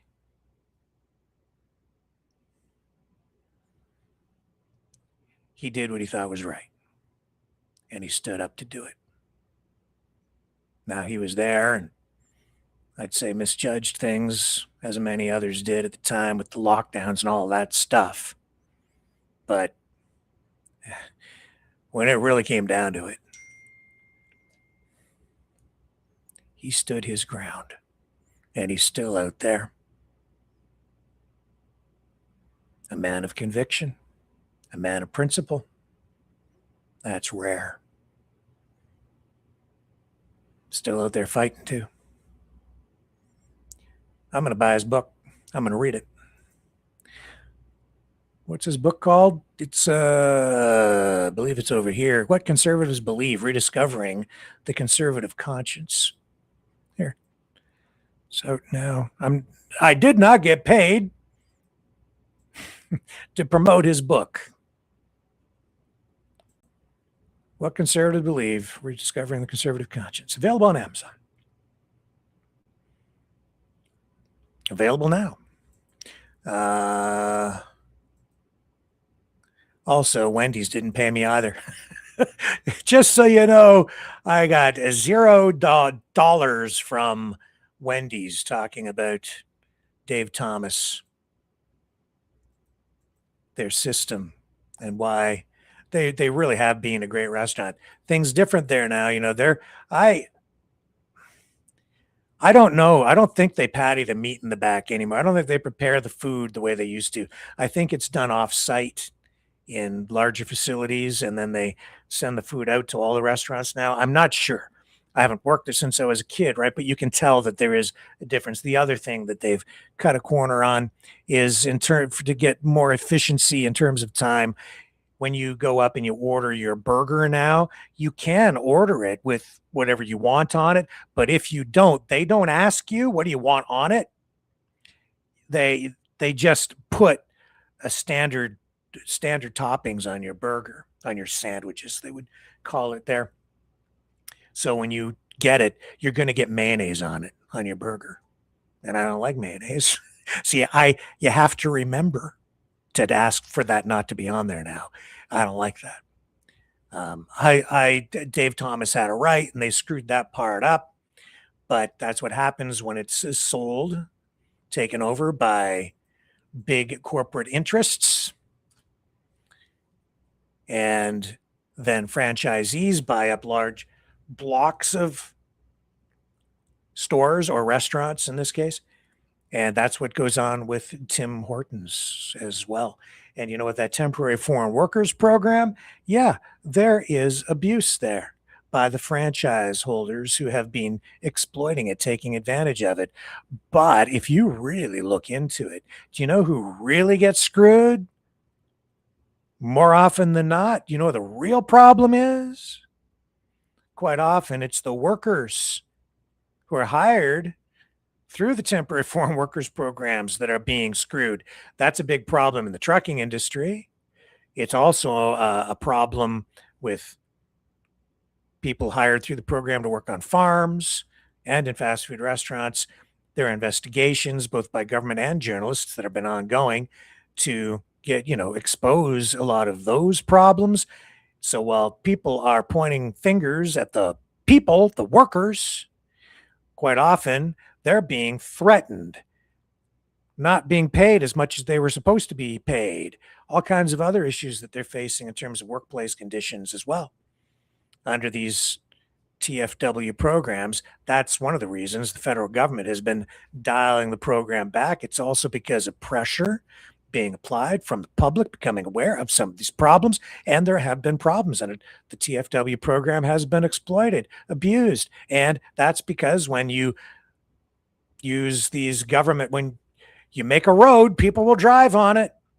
So if you have a government using these socialized programs, or creating a form of corporate socialism, because that's what it is. This isn't for the workers, it's for the business owners and for the corporations.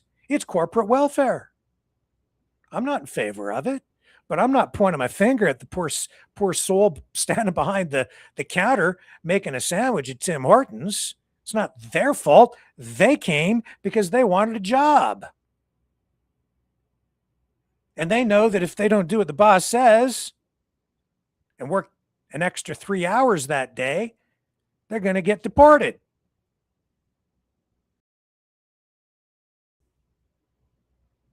And I feel triply sorry for them because, well, they're getting somebody's lunch who probably walked in there, paying for it with a welfare check. They might be making a video or a fake post with a picture of a cockroach and a coffee, blaming it on the guy behind the counter. Not to say that some of that stuff isn't true. There are problems with all these restaurants. But you know as well as I do, a lot of this stuff is exaggerated for the sole purpose of ramping up hatred and anger and directing things so that you point your finger at a group of people, which is really just an exercise in scapegoating by the people who hold real power above all of us.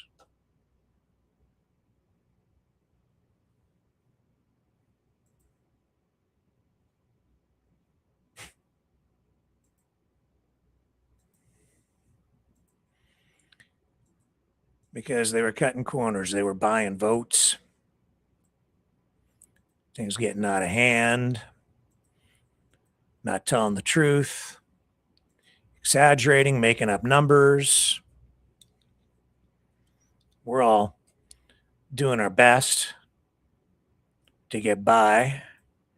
And as I say, the solutions to a lot of these problems are not as complicated as maybe we think they are.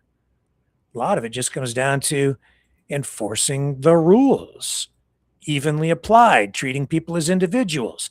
Doesn't matter what the color of your skin is, or your religion, or your political beliefs. If you break the law, you pay the price.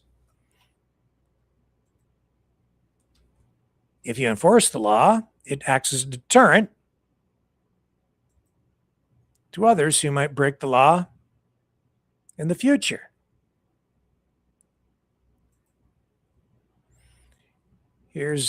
And in some, and I think our police are trying to do what they need to do. And sometimes we do see charges laid. That's the case today in Toronto as a result of a protest involving Palestinian protesters.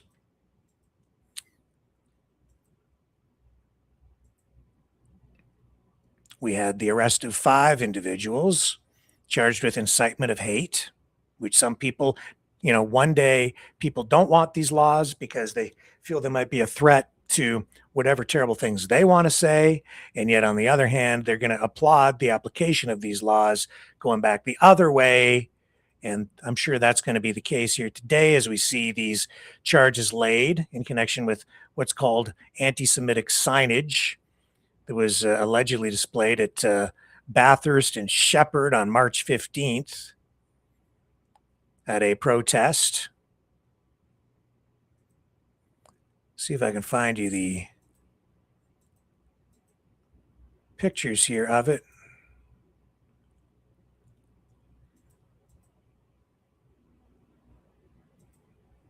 I have the police chief talking about the charges first out of Toronto today. So let's go to that clip and then I'll get you the image of the signage that got these folks, some of the signage that got them into some trouble here. And yesterday, early in the morning, police carried out search warrants and arrested 5 additional suspects in relation to the March 15th incident. These 5 individuals have been charged with public incitement of hatred and willful promotion of hatred.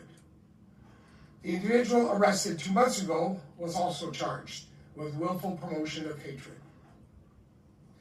Willful promotion of hatred is a very serious charge, and it's a very rare charge that requires the consent of the Attorney General of Ontario. To give you some more details, since October 7th, 2023, we laid 30 hate propaganda charges, including 11 willful promotion of hatred charges, which require the consent of the Attorney General. And in these cases, it involved a total of 20 different accused. In a 10-plus year period before October 7th, meaning 2010 and 2023, we had only laid 6 hate propaganda charges, including 4 charges of willful promotion of hatred. Okay, I need just a moment longer here, so I'm just going to take a quick break. Come back, we'll continue on the other side of this.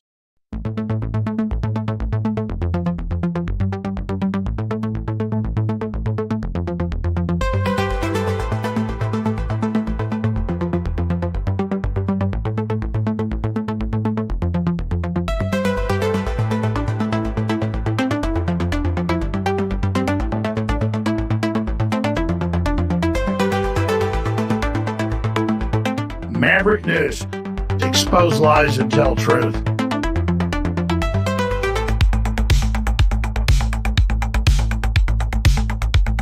The world is watching.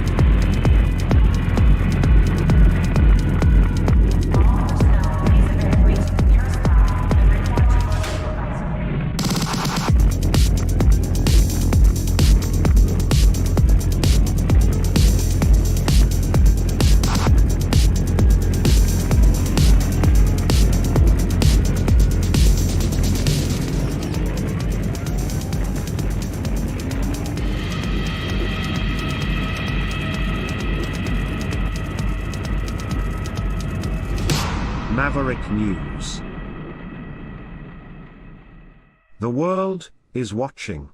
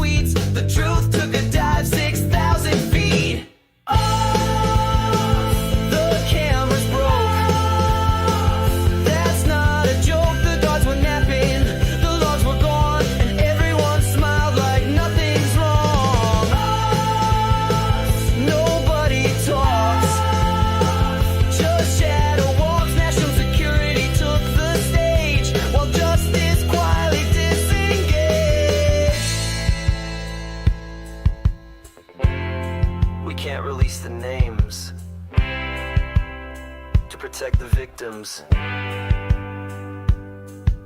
And also Donald Trump. Coincidence? Just dumb luck. Right?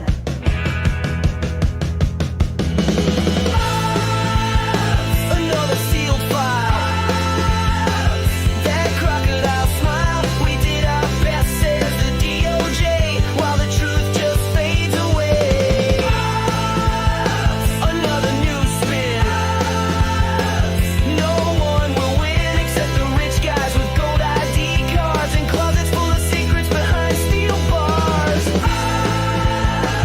Just a little glitch. A billionaire's privilege. That's the sound of the case. Closed.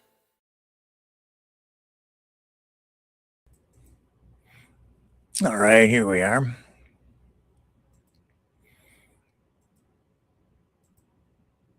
So this is what led to those charges. Rat-infested Star of David used to intimidate Toronto Jewish neighborhood is the headline. You can see the image there of exactly that.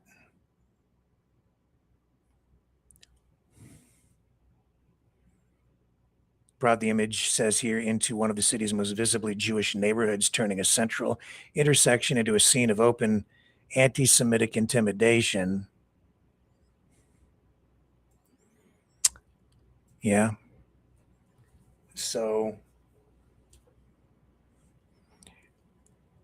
The thing is, there's lots of hate to go around. Hate on that side, hate on that side, hate in the middle. This person that hates that person, this group hates that group. Israel is doing stupid things and leveling Gaza, and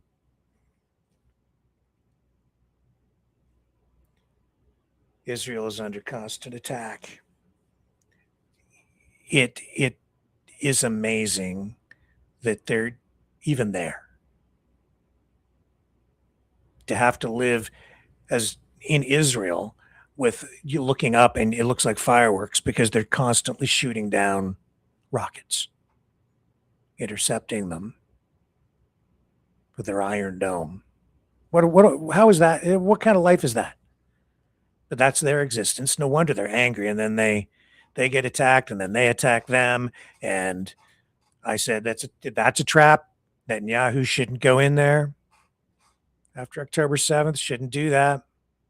The world won't like it. So on the public relations front, image, they've lost credibility. They've lost support, sympathy, even to the point where people don't care about what happened during the Holocaust. A lot of people coming back the other way. We're not going to solve it here. I don't know if we'll ever solve it over there. But just rounding people up, putting them in concentration camps or detention centers or whatever you want to call them, I'm certain that's not the answer either. And when you make somebody a promise and give them citizenship, I think I'm big on keeping promises to people. However, if people break the law, that's something else. But also, you don't elect somebody who comes in and just passes a bunch of laws so that they can do whatever the hell they want. Just start rounding people up. We've seen that before. That's cutting corners. That's just saying, I don't like it's happening. I don't like those people, and I want somebody to just get rid of them. That will make me feel better. Really? Is that really what you want? Let's just do a little social media scroll.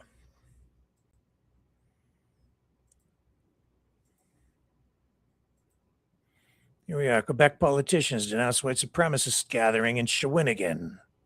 Then somebody posts over here.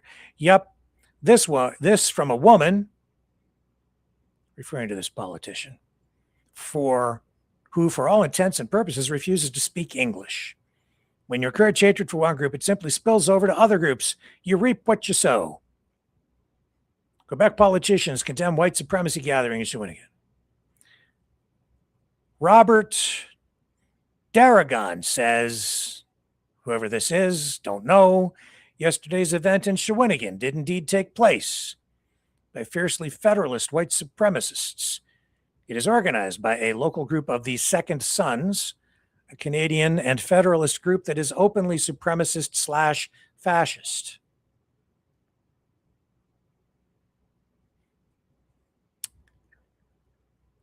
Shawinigan. I can't read the French, so I won't try. Marc-Andre Castagner says the CBC is losing their minds over a Palestine protest over the weekend for their racist views. Just kidding. There was a white supremacist gathering in a park in Shawinigan. Leftist violence will continue to be ignored. I don't know that it is because they just lay charges, which should have been laid a long time ago, which, all this crap should just be handled, dealt with, all of it. Just handle it all sides. You start shooting fireworks at cops, you go to jail. You break windows, you get arrested, you get charged. I'm just a peaceful protester. Nah. Peaceful protest is fine. cool. That's political expression, free speech. That's all fine. But keep going and cross the line. And I say, go ahead and lay the charges. I'll tell you something else. During the Freedom Convoy, we were live streaming a lot of the live streams to just show everybody everything happening in real time. When Pat King started driving around and was surveilling police and putting out alerts on social media to warn people when he thought they might be coming, I cut that shit off. I was like, whoa, I'm pretty sure that's not legal and it's not proper. You could be putting lives in danger. Who knows who's out there? I don't think it's not proper to be giving that kind of information out where police officers are going or when they're leaving here and when they're going there. That's like intelligence gathering. That's digital surveillance in real time of police. For what purpose? No, I cut those feeds off. I didn't share that stuff. That goes too far. That goes beyond a peaceful protest, in my opinion. And I just make that reference to him because that just happened to be one of the things he was doing, and I don't know who told him to do that or if he was doing it on his own, but they were doing ride arounds, and yeah, I remember. And I go, oh, this see, things can go too far. Even if that road is paved with good intentions, it can lead directly to hell or charges. And he did end up being charged in a lot of different things, maybe just poor judgment.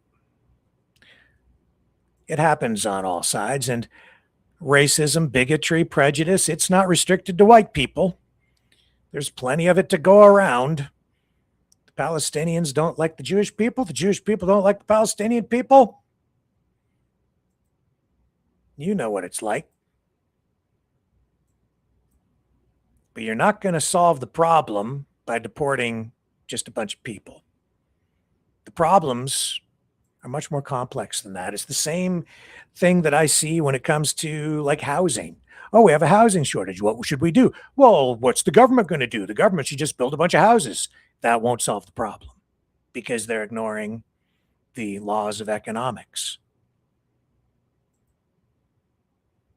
Government alone does not solve problems.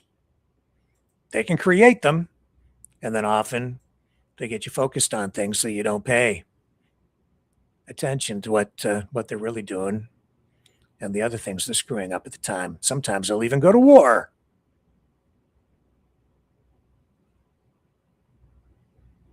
And the problem with social media right now is that a lot of the media outlets and influencers out there just exploit this stuff. And it just gets worse. And that's why we're living in a post-truth era. To the point where it is driving people crazy.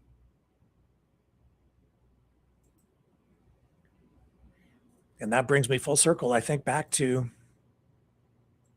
well, before we get to that, let me show you this. This is the next one that is on the radar for enforcement.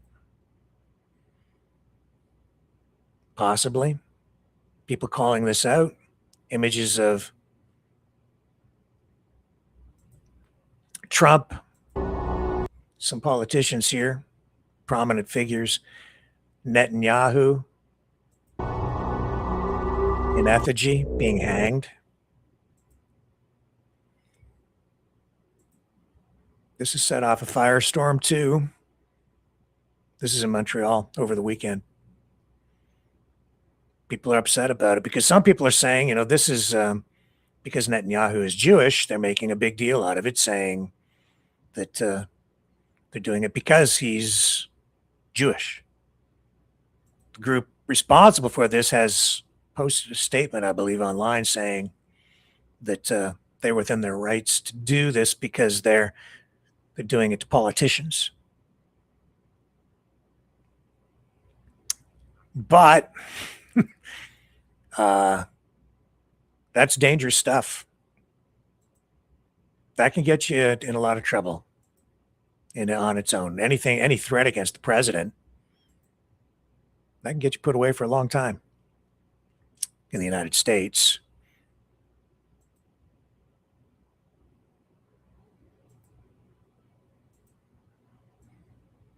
So it's getting worse. I think the important thing here to remember is, if they can do it to somebody else, they can do it to you. We have to be vigilant about protecting our rights, our freedoms, our liberty. That means freedom for one has to extend to freedom for all.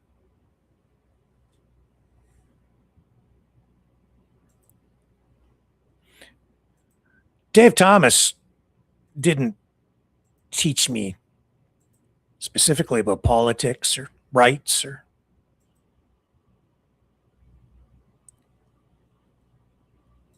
any of the things I'm really talking about here tonight, except that he did, because working at Wendy's taught me values.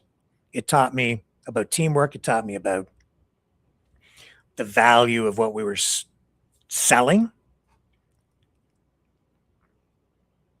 There was a training session to work on the fry station, and you were told, make sure you put the exact same amount of fries in every order, never more, never less. Because if you put more in this time for somebody, they'll expect it the next time, and the next time they won't remember that you did them a favor. They'll think that you're ripping them off. But uniformity, consistency, standards, value. But it's also about the value of quality. And just from his book, which I read a long time ago, but these are some of the things to take away from what Dave Thomas taught, and it applies to everything we've been talking about here tonight. Quality is everything, David. This is something that he was taught from a mentor. Talks about it in his book, and he says, the quote from the mentor to Dave is that quality is everything, David. Remember that if people keep cutting corners, their country's going to be in big trouble. That still resonates with me today. Another quote from Dave Thomas tonight, founder of Wendy's. Honesty and integrity are the foundation upon which every successful person stands. Dishonest people don't make it in the long run. Hello, Donald Trump. You earn your reputation by the things you do every day. And at the end of the day, all a man has is his integrity. Nothing could be truer in the news business. Also from Dave Thomas. What's the secret to success? It's no secret. You need a winning attitude, honesty, and integrity, and a burning desire to succeed. Show up every day. Do your best. If a job's worth doing, do it right. That's me. Another one. He says, look for people who care about you and learn from them. Find ways to be an entrepreneur. Find people you can learn from. I do that. You guys do that for me. You all make me better. You challenge me. You share with me. You pick me up when I'm down. You really do. And I thank you for that. Dave Thomas says, everyone has a responsibility to support their community. He says, giving back is the right thing to do. I'm not sure that that's what Donald Trump is doing. I think Donald Trump, for instance, is doing the opposite of that. Even with this Freedom 250 anniversary event, celebration, 250th anniversary of the United States, he's making it all about him. And it certainly isn't about efficiency. Remember I told you about the chili meat? Oh, no, I didn't. I told you what happens I told you I would tell you what happens to the burgers that didn't get placed on buns because the grill boy made too many. That went into a bin in a refrigerator that was used for chili meat afterward. If you were a great grill man or boy, you had no chili meat at the end of your shift, and the only way to make the chili was to make new chili meat. But none of it went to waste. That chili meat was then cooked further to make sure it was safe and then used to make chili. Zero waste. And I'll tell you, it pretty much was zero waste. And that was all manual, done by human beings. No AI. What a system. Not sure that they do all of those things today. Still a pretty good place, but nothing can compare to what Dave Thomas created originally. He also says, learn to rely on yourself early. My advice is to keep your eyes on your goal. Work hard toward that goal day by day, minute by minute. It's like an athlete training for the Olympics. In order to be a success, you have to really, really want it and believe that you will get it. That's why I'm here every night, because I still believe in Canada, and I believe in the United States too. We're just going through a rough period. We have to get things back on track. Get back to, like Mike Pence was saying tonight, I think, just get back to the basics of what conservatism really is. And there's that new style of Wendy's, but it still says on the sign right out in front, quality service that doesn't cut corners. Quality is the Wendy's recipe. Again, I'm not getting paid for this. This is a case study because I worked there. And this stuff taught me so much. And that's why I agree with people who say we have to have these opportunities, these job opportunities for young people today. There's no reason young people shouldn't be working in these places. And for that matter, some old people. I think I might have to go down and get myself, well, people mock the jobs, which is why they can't fill these jobs. People call them Mick jobs. Who wants to work at McDonald's? There's not much prestige in it. No status in the community, really, right? Think about it. Sometimes people get mocked or made fun of. And yet when I think back, I'm like, sounds pretty appealing, actually. I might like to get myself a job at Wendy's again. And in fact, I might need to. I've been thinking about it. Pays better than this. I'll tell you that. And you get a discount on your lunch. And the old square spatula for the square hamburgers, trademark, because they don't cut corners. Which brings me to the commercials. And I have a vintage commercial queued up here from the 80s, talking about Wendy's making those burgers, about how I made those burgers back in the day, fresh, hot off the grill. Again, didn't get paid for this. But if you want to sponsor the show or make a donation, Wendy's, you can do that. Yeah, I'd like a hamburger. As you speak. You already made it? We already made it. When? What time is it? 12 o'clock. Your hamburger 11 o'clock. So if I want a hamburger made fresh, I gotta come at 11 o'clock? Our 11 o'clock hamburger, we made at 10 o'clock. 10 o'clock? It's like 10, 11, 12, or vice versa.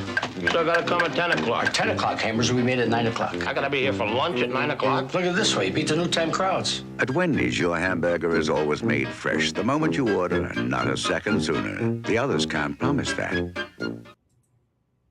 Who's on first? Pretty good. That's the way it was back in the 80s. Where's the beef? I don't know. A lot of lessons to be learned there, though, and a lot about standards doing the right thing, right?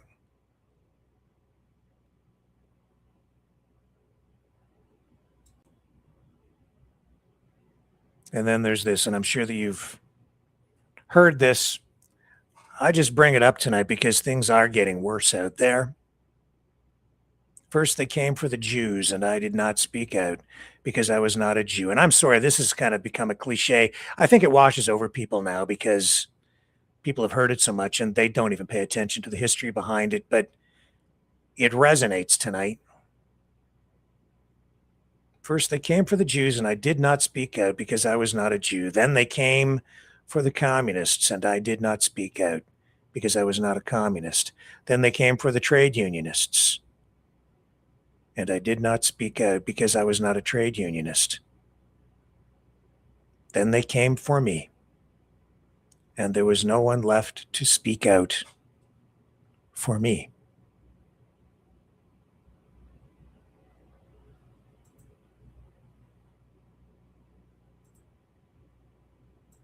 And the children.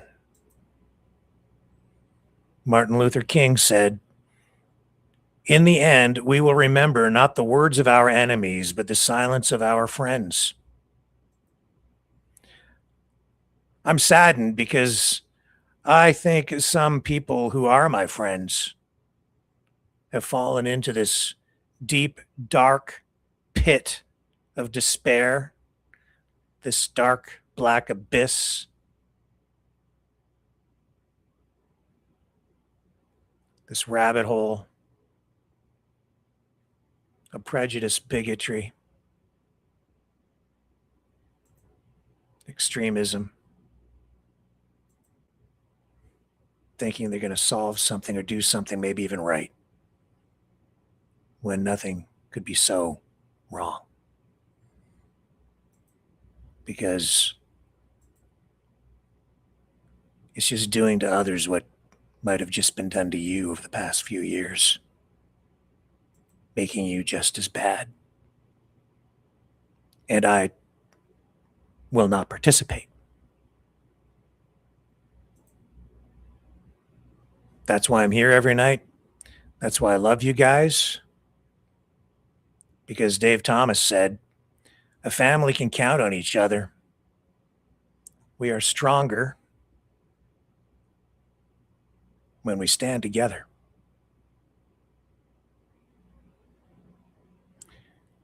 I will see you back here tomorrow night, 7 p.m. Eastern, on the flip side.